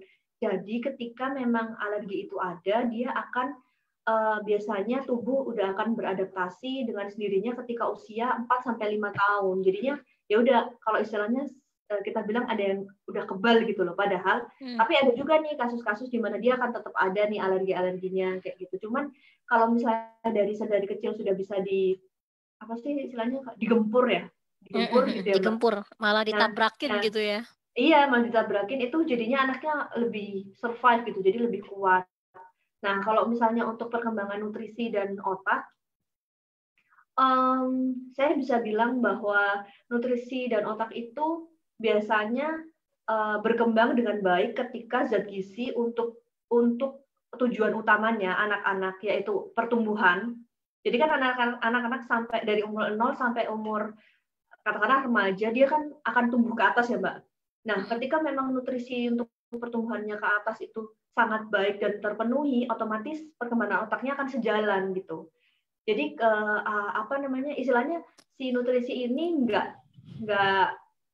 capek gitu, bukan nggak capek benar-benar sudah bisa memenuhi si pertumbuhan yang tujuan utamanya anak kan tumbuh ke atas nih. Jadi dia akan sangat gampang untuk memenuhi yang lain nih, dari segi otaknya, dari segi perkembangan organ-organnya, itu semuanya akan lebih optimal juga gitu. Jadi kalau misalnya dibilang memenuhi atau enggak, ya tetap diusahakan aja untuk Bu Hani ya, tetap diusahakan. Kalau bisa memang menurut saya ya Bu, kan biasanya untuk anak-anak itu ibu-ibu tuh seringnya tuh konsultasikan ke dokter anak. Untuk urusan makan sebaiknya ditandemin gitu. Jadi antara ke dokter anak dan ke ahli gizi menurut saya, karena berbeda, ilmu yang dipelajari itu berbeda. Ketika di dokter itu kita akan bahas spesifik tentang alerginya, tentang kondisi badannya gitu. Sementara untuk urusan makan itu semuanya akan bisa dipecahkan sama ahli gizi gitu. Karena kalau misalnya boleh bilang teman-teman yang di dokter tuh kadang kalau misalnya disuruh ngitung buat kalori atau mungkin untuk makanan apa kan juga memang bukan spesifikasinya, waktu sekolah juga sudah ada ilmu lain gitu. Jadi menurut saya mending untuk jadwal makannya selagi masih masa pertumbuhan nih bisa dioptimalkan juga nih. Jadi mending ditandemkan dengan tanya ke ahli gizi gitu. Oke, itu Mbak, berarti kalau jawaban dari saya. Pertanyaan keduanya, apa ada faktor keturunan juga nih dalam kecakapan perkembangan otak? Ya orang tuanya pinter, anaknya pinter juga, atau memang kayak gitu atau enggak juga? Kalau di ilmu genetik itu banyak yang bilang adalah 10-40% dari faktor yang dibawa oleh anak adalah genetik. Tapi sisanya adalah 60%, di mana kalau kita mau fokus ke 40%, memang 40% itu besar sekali, tapi masih ada 60% yang bisa dimodifikasi gitu kan. Jadi semuanya masih bisa distimulus dari luar, dari perkembangan otaknya. Jadi misal kayak ikut seminarnya Mbak Ais, kemudian ikut game-game challenge, itu sih salah satu nutrisi otak kan untuk melatih supaya dia ini tetap bekerja dan terbentuk sinaps-sinapsnya tuh lebih banyak gitu. Itu kalau jadi 60%-nya tadi itu masih bisa dimodifikasi dengan bagus walaupun memang 10-40% itu adalah bawaan dari genetik gitu. Ya, dan 60% yang bisa kita ikhtiarkan itu dari sisi nutrisi gitu ya. Iya, salah satunya ya, dan salah satunya lingkungan. ya. Iya, kalau waktu aku belajar neuroparenting itu sama Dokter Amir memang ada beberapa poin sih ya, yang itu sangat berpengaruh pada neuron-neuron. Yang akhirnya neuron ini bisa bersambungan membentuk sinap. Jadi beberapa hal yang ngefek banget. Yang pertama itu adalah pengalaman. Jadi termasuk ketika anak pengalaman belajarnya kan setelah masa pandemi kayak gini kan luar biasa. Itu yang efek banget juga sama perkembangan otak. Kemudian stimulan emosi, lalu rangsangan rasio sama latihan fisik. Oh iya betul. Nah, itu nanti kapan-kapan kita bahas. Ternyata olahraga sunnah yang 3 itu apa berkuda, memanah, sama berenang itu ternyata ternyata ada hubungannya dengan 3 bagian otak juga. Nanti kapan-kapan ya mudah-mudahan kita bisa datangkan narasumber untuk bahas ini. Oke, kita ke pertanyaan kedua kali ya. Ntar aku buka lagi nih. Kita ke pertanyaan kedua, tapi sebelum saya bacain pertanyaan kedua, monggo Bapak Ibu teman-teman semuanya yang mau pengen konsultasi, pengen tanya gitu atau pengen ada hal yang tadi masih belum clear, belum jelas, boleh dimasukkan ke kolom komentar dengan format nama, domisili dan pertanyaan. Ini dari Romone Ratu Balkis. Waduh, Masya Allah namanya Bapak Romo. Kuning telur lama dicerna, Kak. Iya enggak? Kuning telur. Kan tadi katanya tadi maksudnya lama dicerna itu gimana? Nggak tahu. Kalau misalnya saya bilang kuning telur tinggi lemak atau nggak bagus buat, kalau bilang nggak bagus nggak ya? Kalau kuning telur tinggi lemak itu memang benar, tapi kalau untuk lama dicerna enggak sih. Jadi sebenarnya lama dicerna itu ada dua hal nih. Lama dicerna karena memang dia bagus, jadinya penyerapannya kan sedikit-sedikit nih di badan, jadinya dia akan bertahan lebih lama, istilahnya supaya nggak cepat lapar gitu. Tapi kalau untuk penyerapan nutrisi, jadi termasuk yang salah satu makanan yang cepat untuk diserap, apalagi untuk anak-anak ya terutama gitu. Jadi kalau kuning telur bagus sih, tetap bagus untuk anak-anak gitu. Nanti yang akan dibatasin adalah untuk dewasa karena akan berbeda untuk gizi anak dan gizi dewasa. Karena kalau dewasa berapa memangnya telur? Tadi kan kalau anak-anak 6 itu masih aman ya. Kalau dewasa maksimal berapa? Kalau dewasa itu maksimal dia paling mentok sehari itu 2-3 Mbak. Karena memang karena kan kita tahu kalau kuning telur kan banyak ininya ya, banyak kolesterol kolesterolnya gitu. Cuman ini akan berbeda ketika kita menghadapi kalau dia mau diet untuk atlet ya Mbak. Itu kuning telurnya juga dibanyakin. Jadi berbeda kondisi aktivitas fisik, berbeda dengan akan berpengaruh di makanan gitu. Kalau misalnya untuk atlet memang dia akan butuh telur itu banyak biasanya karena dia akan berlatihan kan, sementara semua itu akan diubah ke otot. Sementara kalau kita kan ibu-ibu kan ya begitulah. Kaum rebahan. Jadi ya kalau bisa dibatasin gitu. Nggak masalah ya. Berarti kuning telur lama dicerna itu mungkin makannya agak keseretan gitu. Iya, maksudnya itu lama Iya. untuk di tubuhnya mungkin iya betul Ya, saya itu bilang. juga Jadi ya. lama dicerna itu kayak gini loh, istilahnya kayak serat misalnya ya. Jadi Mm-mm. kayak misalnya apel itu ketika kita makan dia nggak otomatis langsung hilang gitu loh Mbak, karena dia Hmm. akan bisa istilahnya tetap dikip di tubuh supaya menjaga biar dia nggak cepet lapar. Jadi kan supaya nggak makan selanjutnya itu nggak makan banyak itu Mm-mm. untuk Mm-mm. konsep lama dicerna itu gitu yang saya ketahui. Jadi istilahnya anak-anak makan telur mama nggak usah dipilih kuning aja atau putih aja, makan semuanya gitu ya. Oke ya. Betul betul. Kita ke pertanyaan berikutnya dari Mbak Nurul di Sidoarjo. Apakah pengaruh HB rendah orang tua terhadap kualitas anak? Apakah pengaruhnya buruk? Ini mungkin ada korelasinya nggak ya kalau orang tuanya HB rendah sama anak? Nah ini misalnya anaknya belum lahir atau anaknya sudah lahir, mungkin case-nya beda juga kali ya? Atau gimana Betul coba? betul. Jawabannya gimana Kalau nih? misalnya saya menangkap dari pertanyaan ini akan berhubungannya sama ketika hamil ya. Jadi kalau misalnya Mm-mm. HB rendah, dia anemia, otomatis pembentukan janin juga tidak akan optimal kalau misalnya HB-nya normal gitu. Dan apakah berpengaruh di kualitas otak? Kalau menurut saya nggak hanya kualitas otak, akan berpengaruh ke seluruh karena namanya janin kan kita satu kesatuan ya Mbak, jadi akan Mm-mm. berpengaruh ke keseluruhan gitu, nggak cuma ke otaknya aja kalau untuk hamil. Tapi kalau misalnya udah melahirkan, ibunya HB rendah, terus anaknya sudah sendiri ya nggak ngaruh. Oh ini juga akan berpengaruh di Mm-mm. menyusui. Jadi Mm-mm. ketika HB rendah ibunya, otomatis kandungan ASI-nya juga nggak bagus, bukan nggak bagus, kurang sempurna Berkurang istilahnya gitu gitu. ya. Nutrisinya. Nah, sementara anak-anak itu, terutama untuk 6 bulan pertama ya, dia anak baru lahir di 6 bulan pertama dia tidak bisa memproduksi HB sendiri. Jadi kandungan sel darah merah yang dibawa anak ketika baru lahir di 6 bulan pertama itu adalah kandungan simpanan HB selama di janin sampai dia 6 bulan pertama. Jadi itu 6 bulan pertama itu sangat berpengaruh dengan simpanan si kadar merah darah merah di tubuh anak sama kandungan dari ASI ibunya itu sangat berpengaruh di 6 bulan pertama gitu. Wah Makanya ini kalau ilmu misalnya dia baru nih dapat buat aku. ini iya Mbak, itu Berarti makanya 6 bulan eh, gimana ASI itu sangat berpengaruh sekali. Lampu saya kelihatan nggak sih lap-lap? kelihatan kelihatan. Ntar, berarti si anak itu 6 bulan itu dia tidak bisa memproduksi HB, sehingga Iya, dia belum hanya bisa. mendapatkan HB itu dari dua hal. Satu dari simpanan ketika Mm-mm. dia masih menjadi janin, yang kedua dari asupan Mm-mm. ASI misalnya, begitu ya? Kesimpulannya gitu. Iya, betul. Iya, untuk 6 bulan pertama Mbak. Makanya 6 bulan pertama itu salah satu kunci ya, gimana dia nutrisinya supaya sangat bagus, bagaimana dari kandungan ASINya. Makanya kenapa 6 bulan pertama itu kayak habis lahir kan anak sering disusuin, karena dia Mm-mm. memang secara kalau katanya orang sini ya Mbak, saya dikasih taunya tuh apa ini banget kok. Orang-orang sini tuh bukan nuwun sewu ya, orang sini mungkin bukan Islam tapi kehidupannya Islami banget kalau saya bilang. Insya Jadi Allah gitu ya. mereka tuh bilang kayak gini. Mereka bilang kayak gini karena waktu 6 bulan pertama kan saya ada masalah dengan menyusui si anak Mizan kan. Sampai mereka bilang gini, itu tuh sudah takdir Tuhan kalau anakmu dapat rezeki berupa air susu dari kamu. Dia ngomong gitu sama Mbak. Jadi kayak wah, jadi kayak jadi itu tuh udah rezekinya anak, dia pasti akan bisa mencari rezekinya sendiri, Hmm. yaitu dari air susumu gitu ya Allah.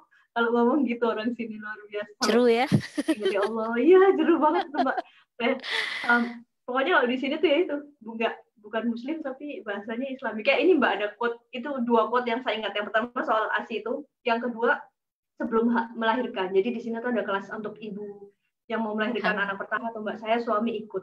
Terus si anak orang sini tuh kan mengoptimalkan supaya kelahiran tuh berlangsung normal kan. Mm-mm. Kata-katanya tuh gini, Tuhan itu sudah men-setting badanmu itu tuh Mm. cocok sama anakmu. Jadi kamu pasti akan bisa melahirkan secara normal gitu, Mbak. Waduh, tuh rasanya wah langsung bisa walaupun tetap nangis-nangis. Betul. Masya Allah ya. Sakit ya kan? Kita bisa kulaan banyak hikmah juga ya di sana ya. Iya, Oke. betul. eh jadi ini tadi pertanyaannya udah kejawab lah ya dari Bu Nurul ya. Kalau misalnya Mm-mm. anaknya Jadi dia, berpengaruh. ya kalau masih masih waktu masih hamil berarti masih berpengaruh. Tapi kalau ini anaknya udah Mm-mm. lahir sudah sendiri-sendiri gitu, sudah nggak dalam proses menyusui ya, insya Allah enggak gitu ya. Iya.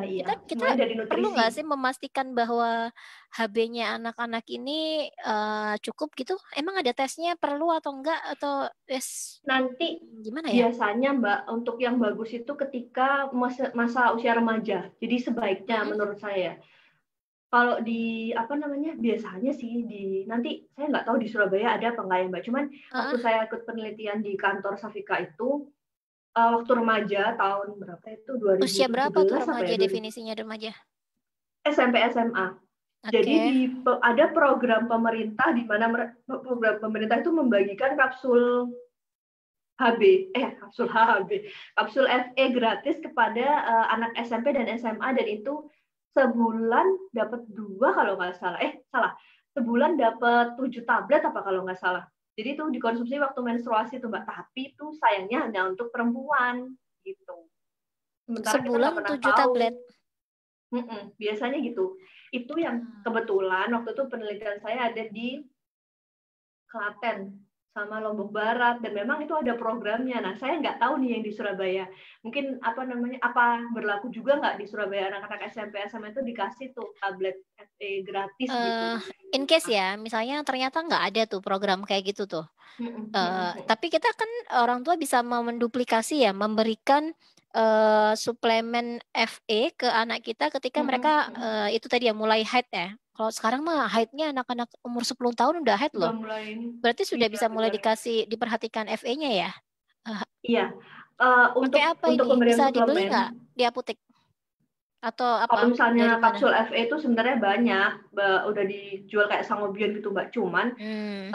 saya perlu menggarisbawahi sebenarnya FE ini juga nggak bisa ujuk-ujuk ya, karena gini, kalau berdasarkan penelitian yang saya lakukan dulu itu kan karena memang kondisi anemia di Indonesia tuh masih sangat tinggi sekali pas tahun berapa gitu. Tapi ini berkebalikan dengan dewasa ini. Jadi misalnya dalam 1-2 tahun terakhir itu sudah berbalik nih, kandungan FE, kondisi FE-nya anak-anak tuh udah bagus karena konsumsinya memang sudah tinggi, walaupun memang pakai junk food ya. Jadi misalnya dia makan ayam geprek, itu kan maksudnya konsumsinya kan lebih tinggi. Ayam-ayaman kan itu lumayan ya kalau untuk FE ya. Jadi memang bukan belum, nilai anemianya di Indonesia itu berkurang jadinya untuk anak-anak remaja.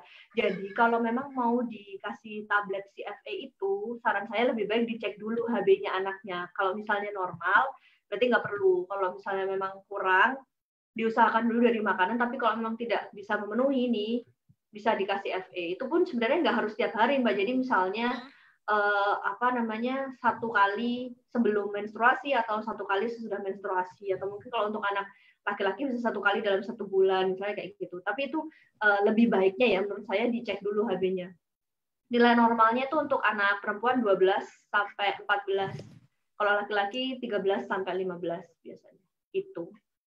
Nah, cek HB itu kayaknya di puskesmas sebenarnya gratis sih, setahu saya ya. Atau mungkin di Aku apotek biasanya ada. gratis aku. Ya kan di puskesmas Gratis. ya, Mbak?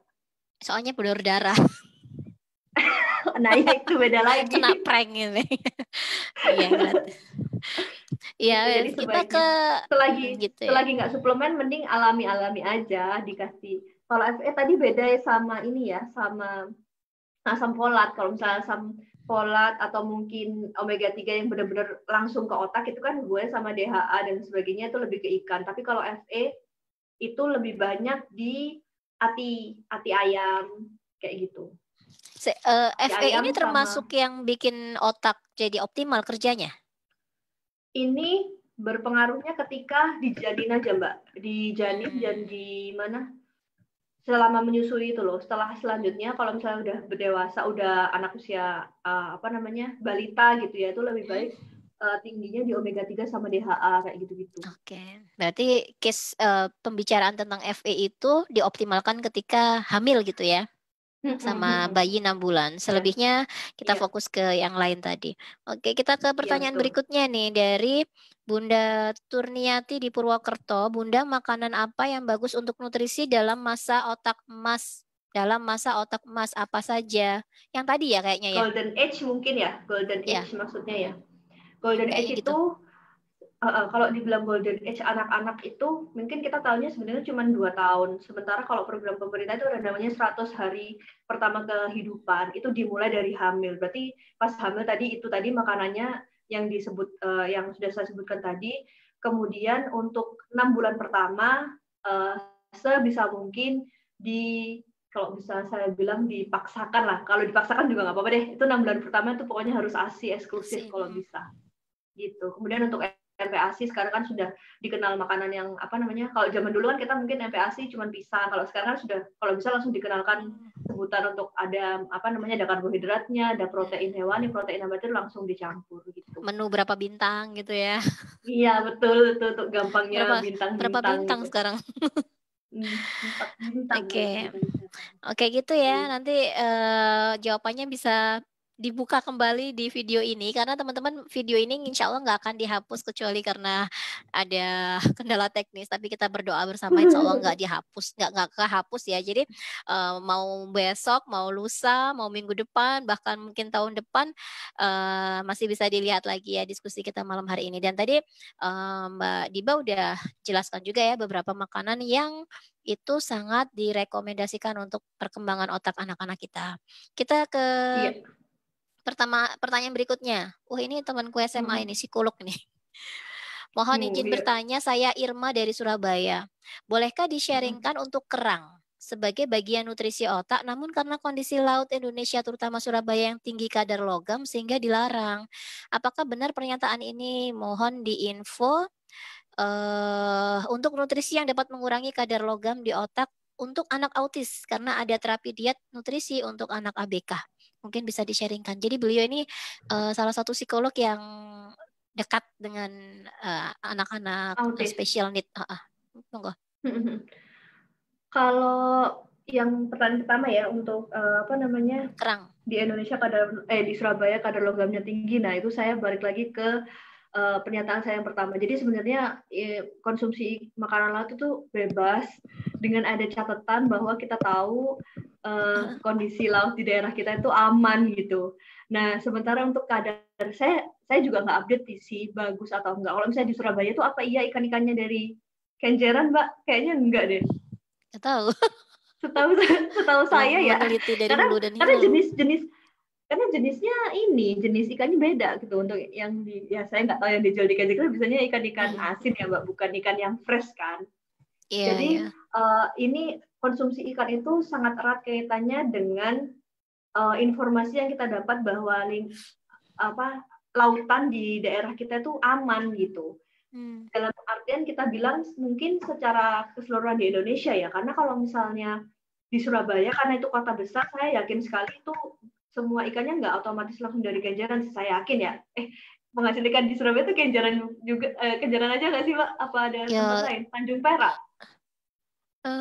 Kayaknya ya sentra di Bulak-Bulak itu deh, di Kenjeran ya, mungkin kan? Ya, kalaupun utamanya di sana kayaknya. Itu kan. Nah, tapi karena Surabaya itu adalah kota besar, saya yakin pasti juga ngambil dari wilayah lain gitu ya, mungkin dari Sidoarjo mungkin. Jadi memang harus dipastikan lagi bahwa lautan di Indonesia secara keseluruhan itu masih aman. Cuman sejauh ini yang saya tahu ikan-ikan di Indonesia itu sejauh ini masih fresh-fresh dari Indonesia sendiri sih. Selain mungkin kayak salmon. Salmon itu otomatis kita nggak bisa karena nggak ada ikan salmon mampir di Indonesia, nggak ada. Jadi otomatis ngambil dari luar. Tapi kalau untuk ikan lainnya, menurut saya insya Allah masih dalam batas aman gitu. Kemudian kalau untuk apa namanya, karena itu berhubungannya sama ini juga ya pasti sama pemerintah kan, maksudnya nggak mungkin lah. Ya saya kalau kadar logamnya tinggi kemudian diperbolehkan dikonsumsi gitu iya, ya. Tapi pertanyaannya emang pemerintah meneliti gitu. Pertanyaan liar. Maksudku ya kita berpikiran baik aja gitu kok. Maksudnya untuk penangkapan ikan di Indonesia kan juga masih dibebaskan kan, hanya berhubungannya dengan caranya aja kan. Berarti kan dalam artian laut di Indonesia masih oke nih karena ikannya juga masih banyak gitu kan, insya Allah gitu. Nah kalau untuk yang kedua untuk apa namanya, nutrisi yang mengurangi kadar logam di otak anak autis, kalau misalnya mengurangi kadar logam secara spesifik, mohon maaf sekali saya belum tahu nih secara aktifnya apa. Tapi kalau memang mengurangi kadar logam, lebih baik menghindari ikan dengan tinggi kadar logam. Biasanya itu di ikan tuna. Tapi selebihnya itu sih yang saya tahu masih nggak apa-apa gitu untuk ikan-ikannya.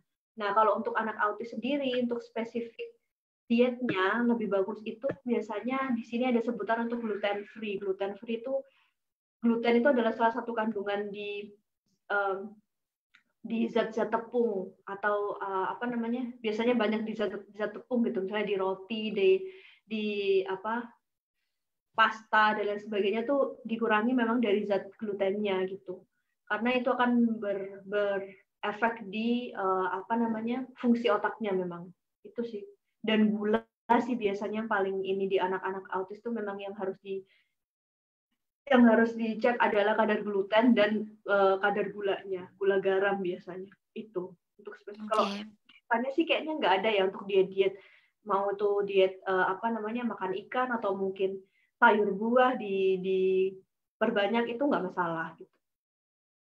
Oke, mudah-mudahan terjawab ya. Jadi kalau untuk kerang, insya Allah masih aman ya perairan di Indonesia, sehingga anak autis pun diperbolehkan gitu ya. Insya Allah masih aman gitu ya. Kemudian kalau untuk menurunkan kadar logam, ya dengan mengurangi konsumsi yang berpotensi punya kadar logam gitu ya. Iya betul. Mungkin sambil digempur juga kali ya dengan apa nutrisi-nutrisi yang lain gitu ya. Yang tadi kayak buah, sayur dan sebagainya tadi ya. Iya betul. Jadi buah dan sayur tuh memang secara nggak langsung juga bisa sebagai penetralisir tubuh ya. Dan cairan sebenarnya untuk anak-anak ini sangat penting sekali Mbak, karena apa namanya, yaitu berhubungan dengan otak, karena kan hampir sebagian besar tubuh kita terdiri dari cairan walaupun itu berbentuk darah kan. Sementara kalau misalnya kita udah makan banyak tapi cairan nggak bagus kan juga nggak bisa terserap sempurna gitu. Karena memang ini sering sekali pertanyaan yang timbul di saya, yang ditanyakan di saya tuh bagaimana cara supaya anak mau minum.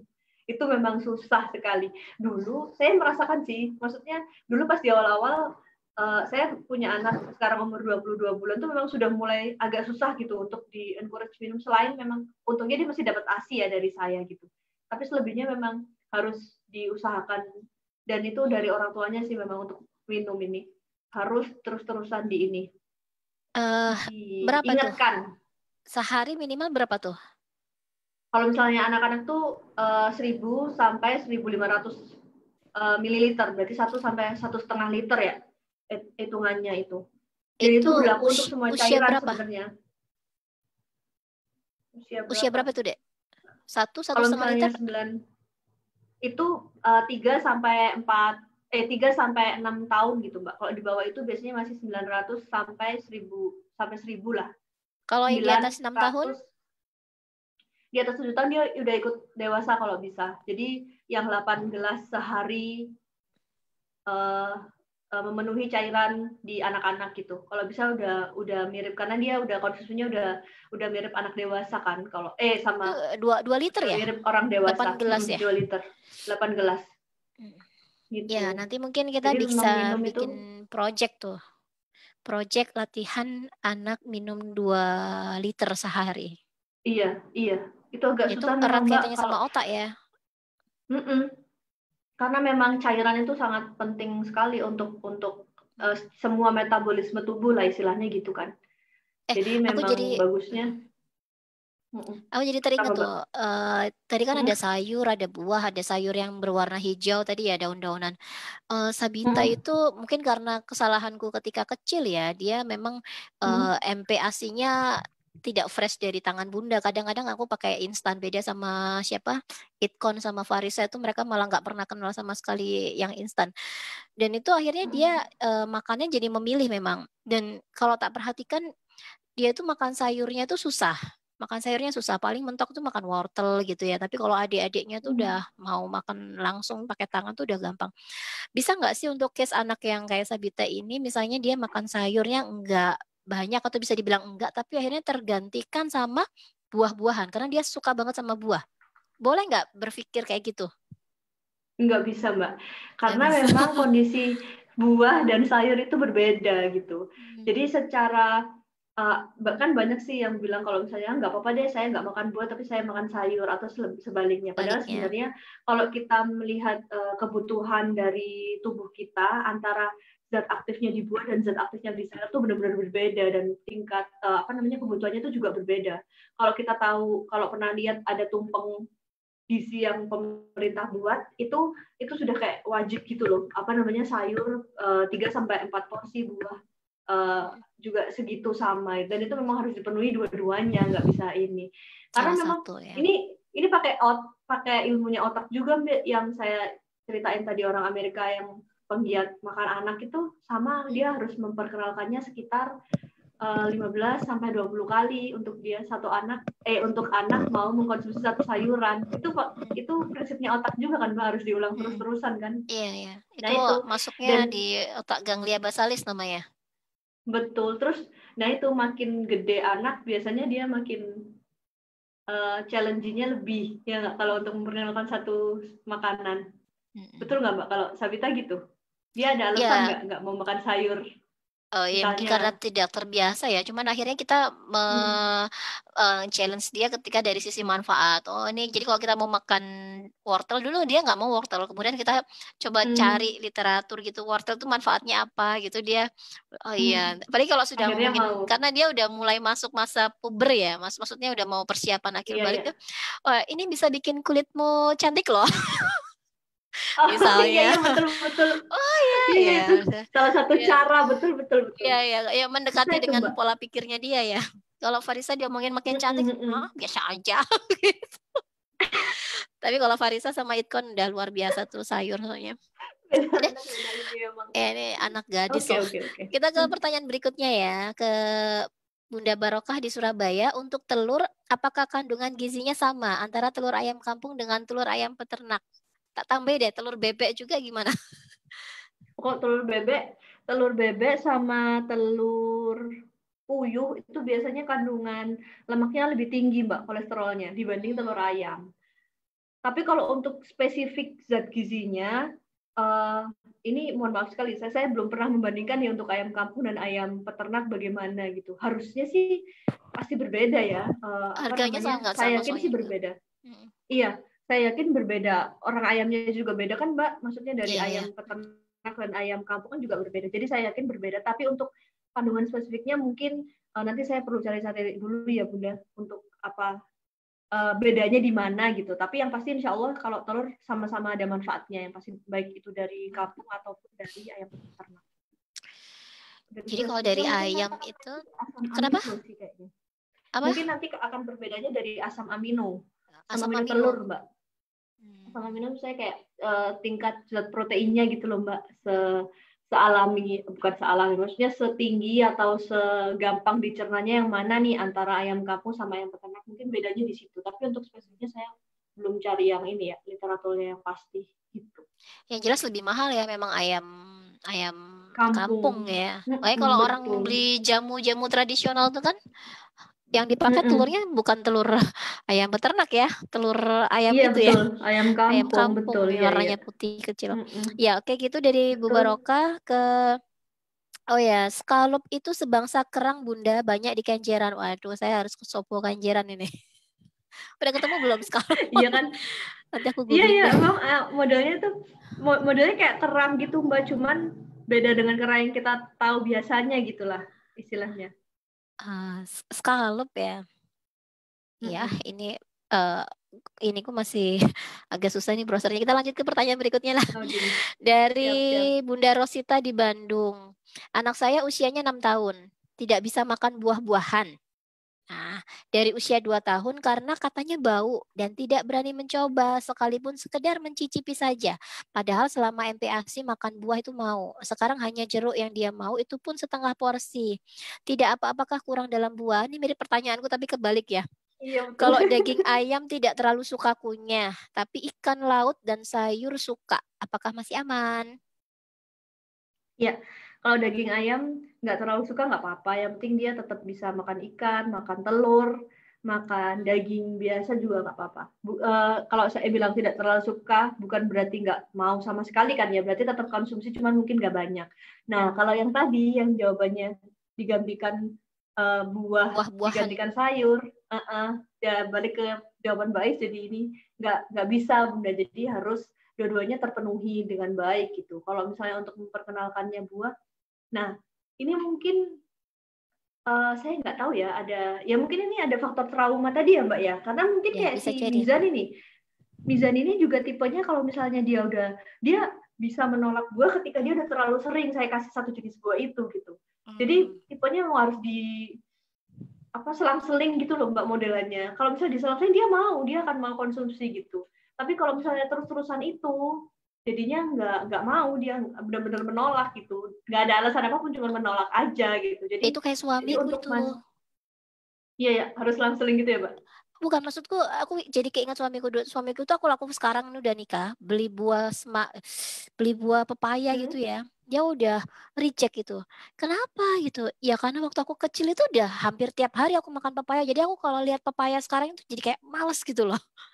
Hanya untuk melihat aja, bisa jadi ya mungkin karena bosen tadi ya. Oh Itu orang dewasa loh, padahal kan suamiku maksudnya. iya terlalu ini. Terlalu sering, ketika dulu di Makanya kenapa kalau di ilmu kita di gizi itu ada sebutan bahwa Mbak, suaraku masih jelas kan ya? jelas. Halo? Jelas. Ya, jelas. Halo? Oke. Ya, jelas. Yuk. Soalnya ya internetku katanya tulisannya unstable. Nah, makanya kalau di ilmu gizi itu lebih baik nggak ada makanan apapun yang sempurna di dunia ini kecuali ASI, dan itu pun hanya untuk anak sampai 6 bulan. Jadi kalau misalnya mau mengkonsumsi makan tuh sebaiknya beragam gitu. Makanya kenapa nggak harus dikasih satu makanan terus gitu. Jadinya supaya menghindari bosan, dan ya itu karena masing-masing makanan tuh memberikan andil zat gizi masing-masing gitu kan, nggak bisa dikotak-kotakkan gitu. Itu sih Mbak, kayaknya memang. Kalau Jadi kalau untuk pertanyaannya Bunda ini menurut saya sih perlu modifikasi dari pemberiannya aja sih, dan tetap jangan patah semangat. Ibu harus dikenalkan. ya harus dikenalkan buah ya pelan-pelan. Mungkin nanti bisa dipikirkan juga ya kira-kira buah apa yang dia bisa mudah untuk dikenalkan pertama kali ya. Jangan nanti kayak siapa itu ya yang dikenalkan pertama kali duren gitu ya. Langsung shock. Kalau bagi yang ini yang nggak suka berbau tajam gitu ya.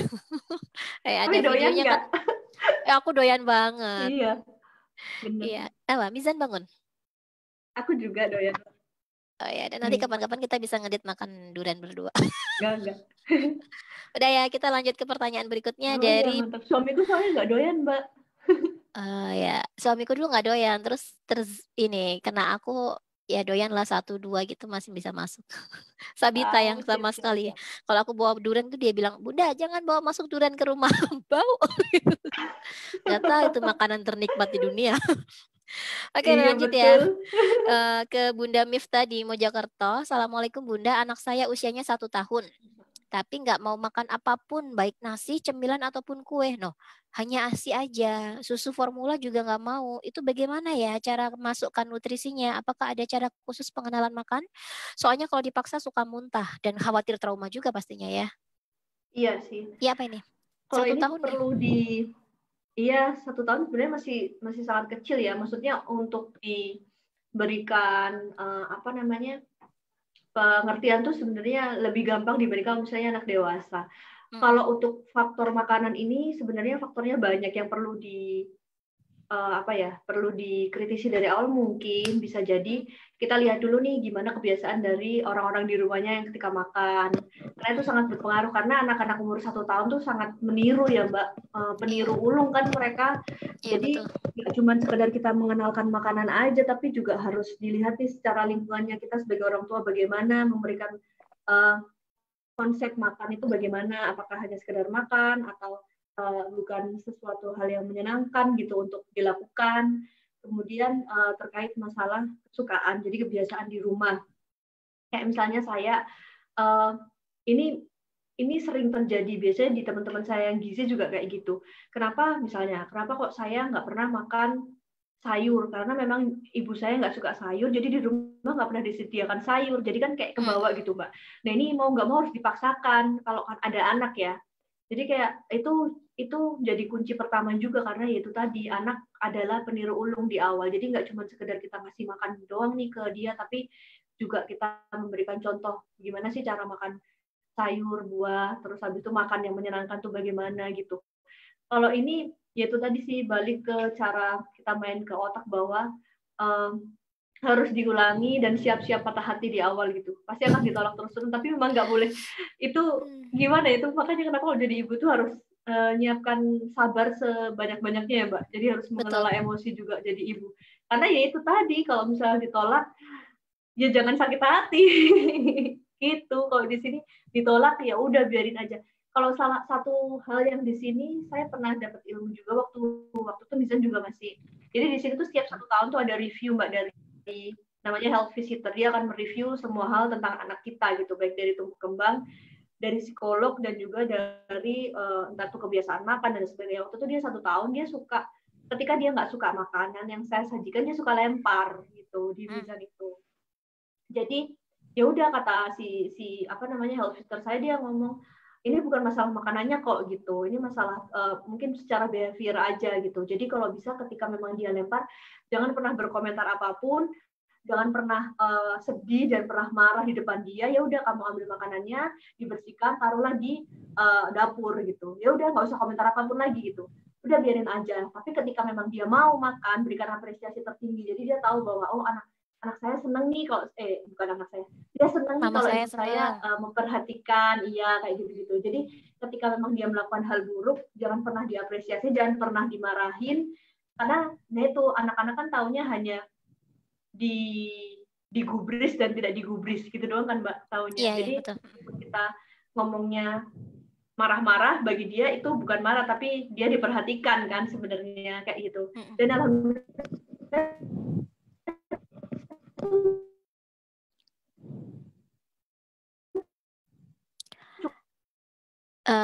agak nggak stabil nih kayaknya jaringannya nih.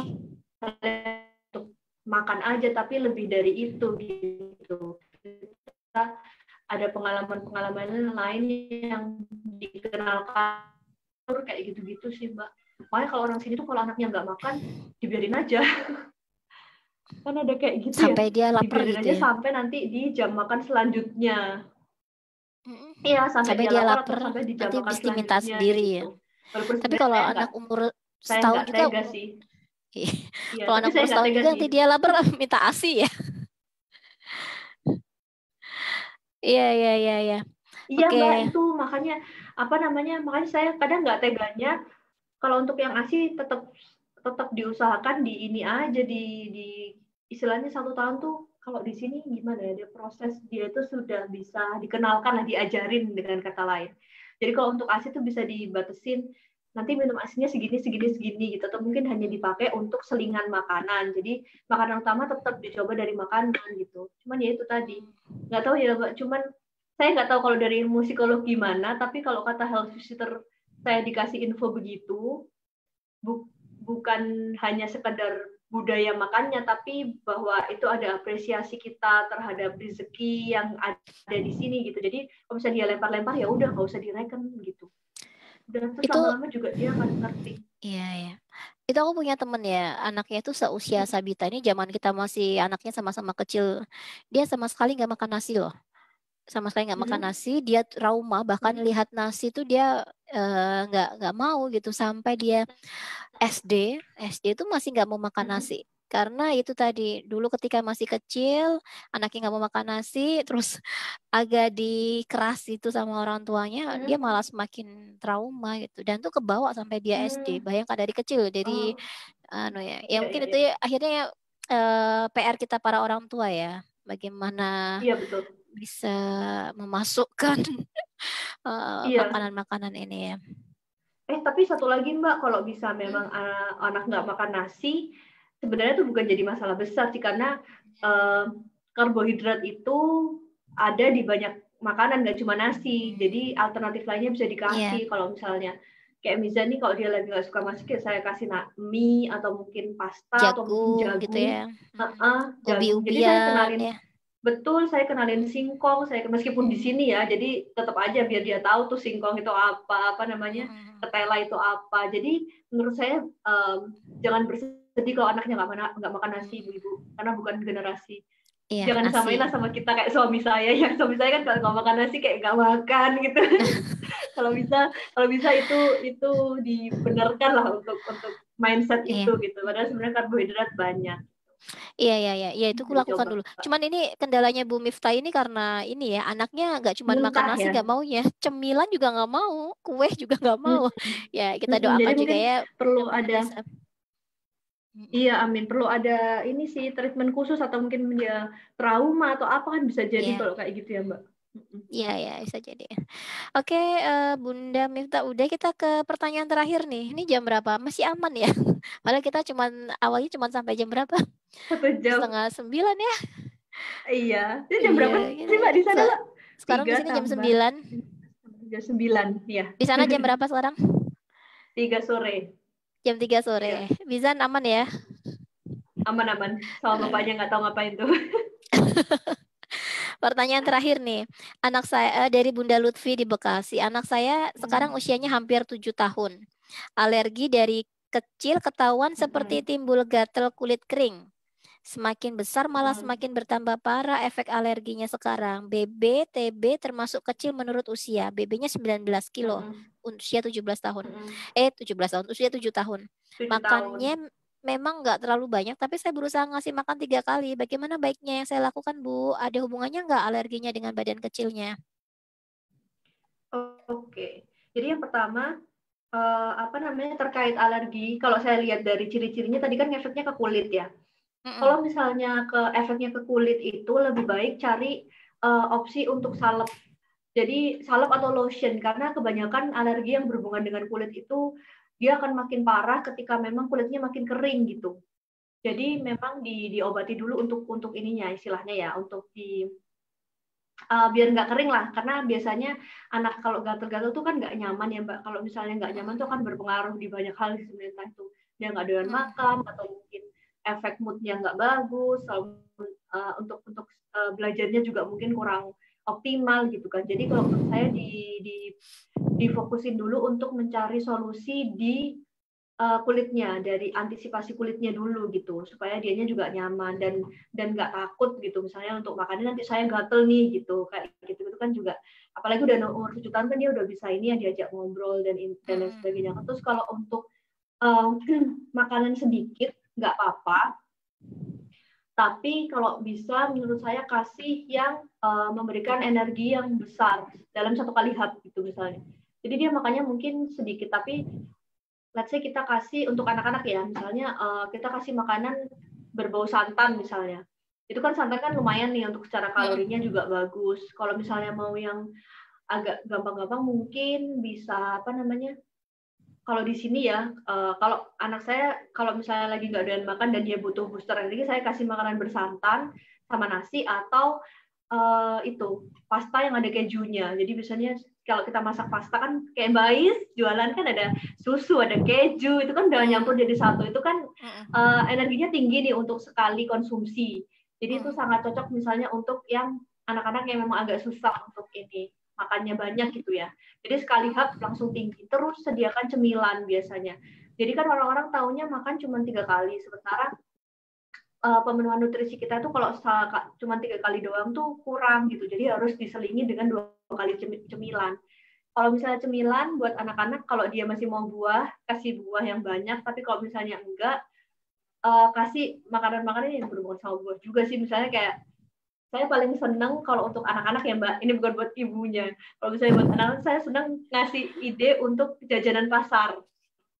Jajanan pasar Indonesia kan luar biasa ya, ada santan, ada apa sih contohnya kayak apa Mbak yang lagi hits klepon. Jadi kayak klepon. Itu kan dalamnya udah ada gula, kemudian ada ini, kemudian lemper. Kayak gitu itu kan tinggi energi. Jadi sebisa mungkin menyediakan yang tinggi-tinggi itu gitu karena fokusnya untuk anak-anak pertumbuhan itu supaya dia memang memenuhi target tumbuh kembangnya dia kan sampai di batas remaja itu tadi. Jadi memang saya barusan baca ketika memang remaja itu kan kita kenal dulu zaman saya sekolah, kalau anak udah balik, udah remaja nggak bisa tumbuh ke atas nih, nggak bisa tinggi lagi gitu. Ternyata ini juga sangat berpengaruh di otak. Jadi ternyata 70% nih habis lahir, 70% besarnya. Kemudian selama 30% itu perkembangannya akan sangat berpengaruh dan dia akan stop menjadi otak dewasa ketika usia remaja gitu. Jadi kalau udah remaja tuh kayak otaknya ya udah tumbuhnya segitu dari ini. Berarti kan 30% di masa pertumbuhannya dia dari mulai usia 0 sampai remaja itu sangat berpengaruh juga untuk perkembangan otaknya kan gitu. Jadi Itu secara berat ya? Fokus secara besar. Secara ukuran? Secara besar, Mbak. Secara volume? Secara ukuran, ya volume. Jadi volume itu yang pertamanya 70% ketika lahir, kemudian 30%-nya akan dipenuhi sampai dia usia remaja. Nah, untuk isinya itu jelas dinamis sekali, tapi sangat berpengaruh besar ketika di golden age itu kan kita mengisi sinaps-sinaps yang kalau kita belajar sama Mbak Ais. Ya, Insya Allah ya. Jadi diskusi malam ini selain memberikan insight, juga menyisakan PR yang banyak buat saya pribadi dan mungkin teman-teman yang sedang menyaksikan video ini gitu ya. Tapi mudah-mudahan paling nggak ketika kita sudah tahu, tersadarkan, bahkan menginsafi diri kita memohon ampun atas kesalahan dan hutang-hutang pengasuhan. Jadi hutang pengasuhan itu bisa termasuk juga hutang pengasuhan dalam pemenuhan nutrisi ternyata ya.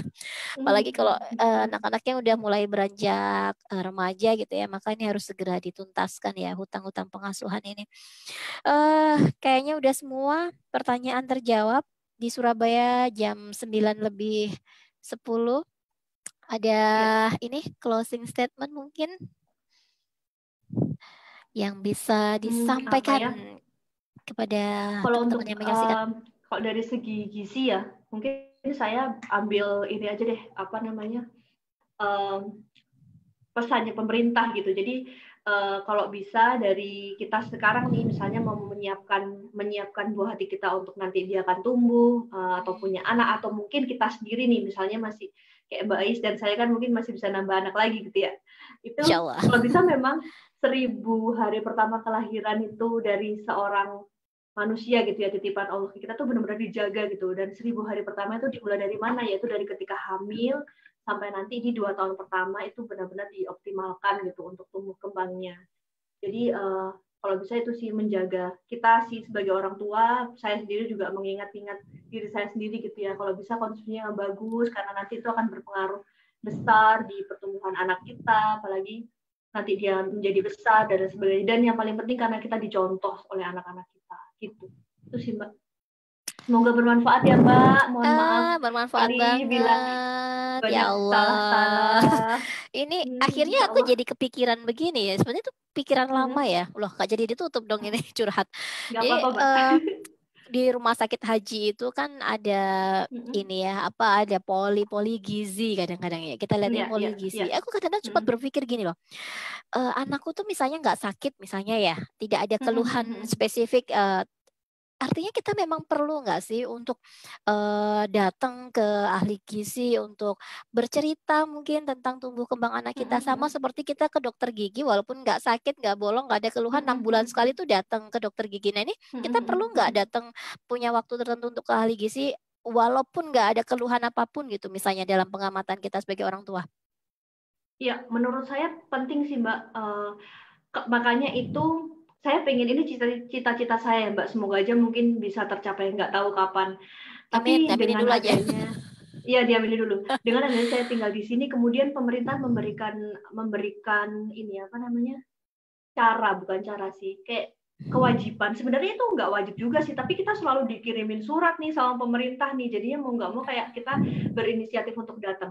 Jadi ketika anak kita baru lahir jebret, itu tuh kayak ada kunjungan, ada dari pemerintah ke rumah kita bagaimana penanganan anak kita, kemudian 1 tahun itu ada review yang saya ceritakan tadi, nanti 2 tahun Mizan, insya Allah September akan ada review lagi, cuman belum tahu nih dengan kondisi pandemi apa via telepon atau gimana, saya juga kurang tahu, tapi ada review kayak gitu. Terus nanti kalau dia mau masuk sekolah di sini umur 4 tahun tuh ada review lagi, sampai nanti dia remaja tuh ada review terus gitu Mbak di sini. Itu free? Nah, itu free Mbak. Sebenarnya nggak free juga sih, kan kita bayar pajak ya Bu. Jadi sebenarnya dari itu sebenarnya. Cuman kalau dibandingkan dengan biaya yang kita keluarkan ketika bayar pajak dan benefit yang kita terima itu jauh lebih banyak benefitnya menurut saya. Makanya kenapa saya tuh pengen sekali, karena kalau kita mau menunggu pemerintah kan lama ya Mbak. Jadi kalau bisa memang dari teman-teman kita tuh yang bergerak aktif untuk ini. Makanya kenapa saya bikin konsultan gizi tuh pengennya nanti ke arah situ gitu.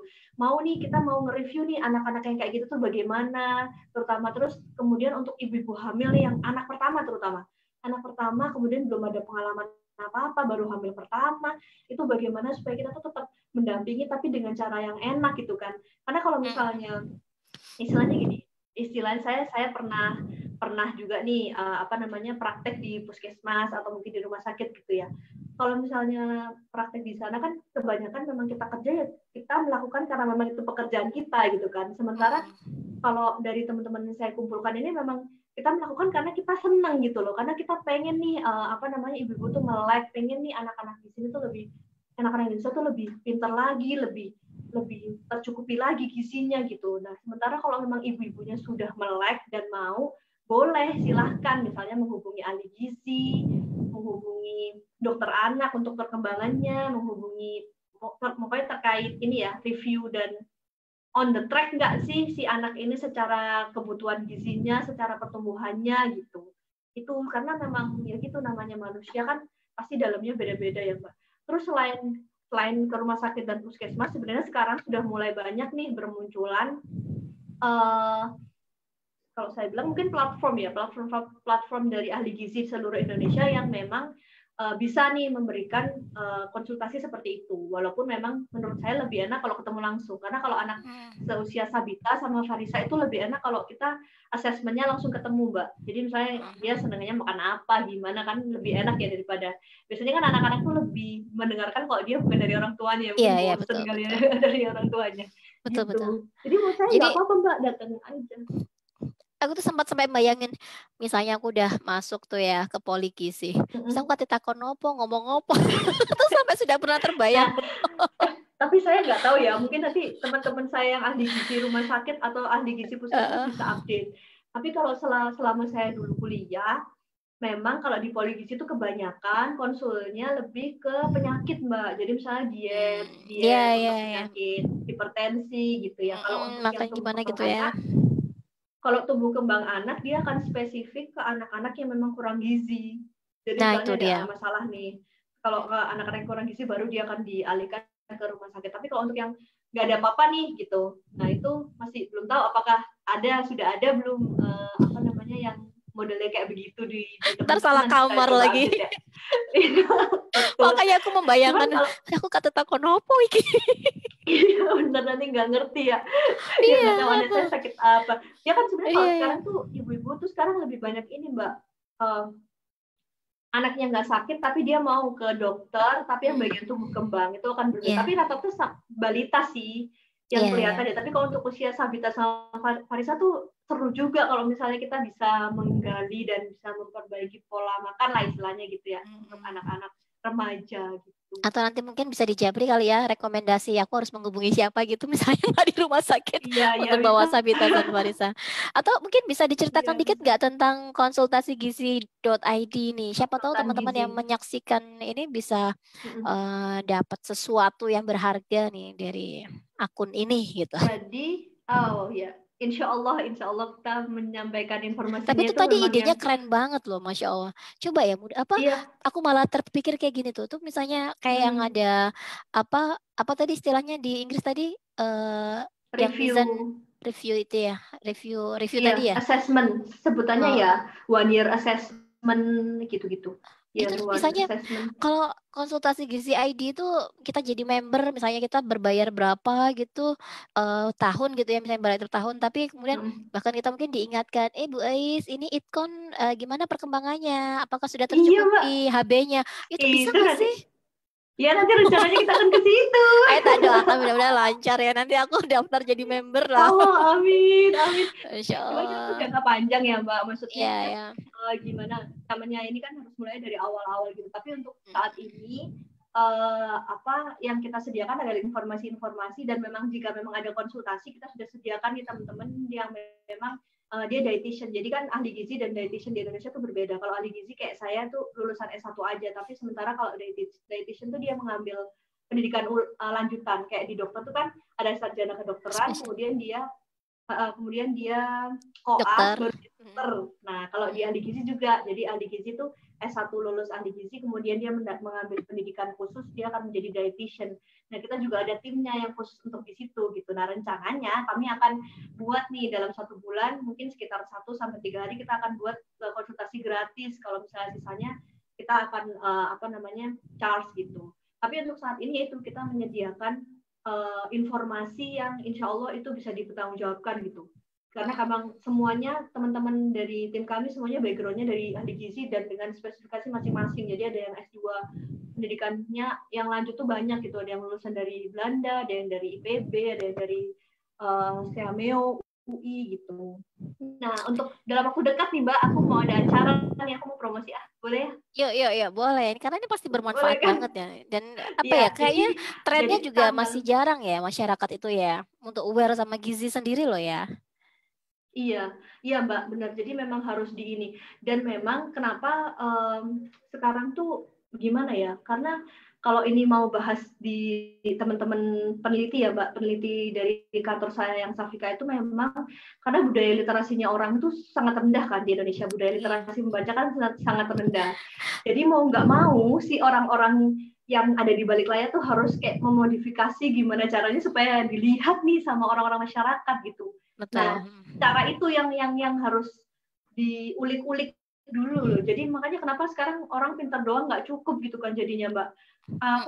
Harus ya itu dimodifikasi gimana caranya supaya pesannya tuh nyampe nih ke teman-teman gitu.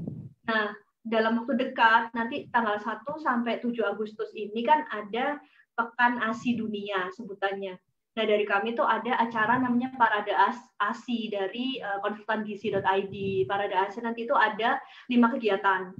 Jadi yang pertama itu ada IG live, ada IG live sama follow-up-nya 2 kali dan juga webinar. Kalau IG live itu nanti akan dua cerita. Yang pertama itu cerita ada nih teman saya sama ahli gizi, beliau karena ada permasalahan menyusui, karena ini, jadi kita tahu nih saking bermanfaatnya ASI itu bagaimana untuk anak-anaknya, meskipun ada permasalahan menyusui dia tetap getol gitu Mbak ngasih ASI ke anaknya meskipun pakai sendok.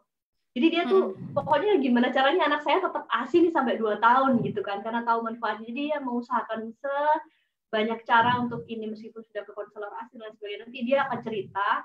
Kemudian yang kedua ada saya sendiri akan cerita tentang cerita menyusui saya ketika mizan di sini dengan berbagai ilmu yang saya dapatkan gitu ya paling enggak, dan juga prakteknya. Kemudian ada 2 kali follow-up. Yang pertama itu tentang sama konselor ASI nih. Jadi ya gitu, takutnya ibu-ibu di sini padahal ASI itu bagus banget ya Mbak, takutnya ibu-ibu nggak bisa dan nggak mau menyusui karena banyak faktor kan sebenarnya, bisa jadi ASI mapet lah atau apalah gitu, atau mungkin biasanya sih yang paling banyak curhat tuh karena ortua nih mau ngasih ini duluan kayak gitu-gitu loh Mbak.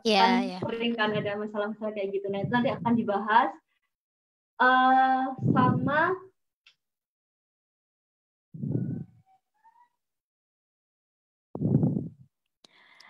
nih kayaknya jaringannya nih nggak stabil nih.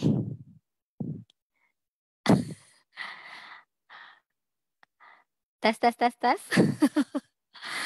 Oke. Kita coba lihat dulu ya, ini jaringan saya apa jaringan Mbak Diba nih yang lagi trouble. Saya coba cek dulu.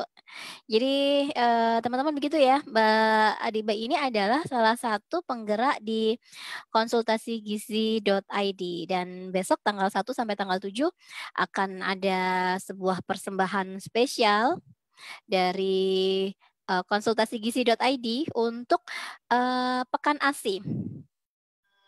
Trouble. Ya. Cek dulu. Oh iya. Teman-teman begitu ya, Mbak Adiba ini adalah baik. Oke, ya benar. Ternyata jaringan Mbak Adiba yang terkendala, jadi nggak masalah ya karena tadi juga sudah di closing statement sama beliau. Jadi teman-teman kalau masih pengen lanjut diskusi tentang gizi, termasuk nutrisi untuk otak buah hati, bisa langsung ke Instagramnya konsultasi gizi.id. Itu apa ya istilahnya, follow atau apa ya? Iya, di follow ya. Insya Allah. Halo, halo.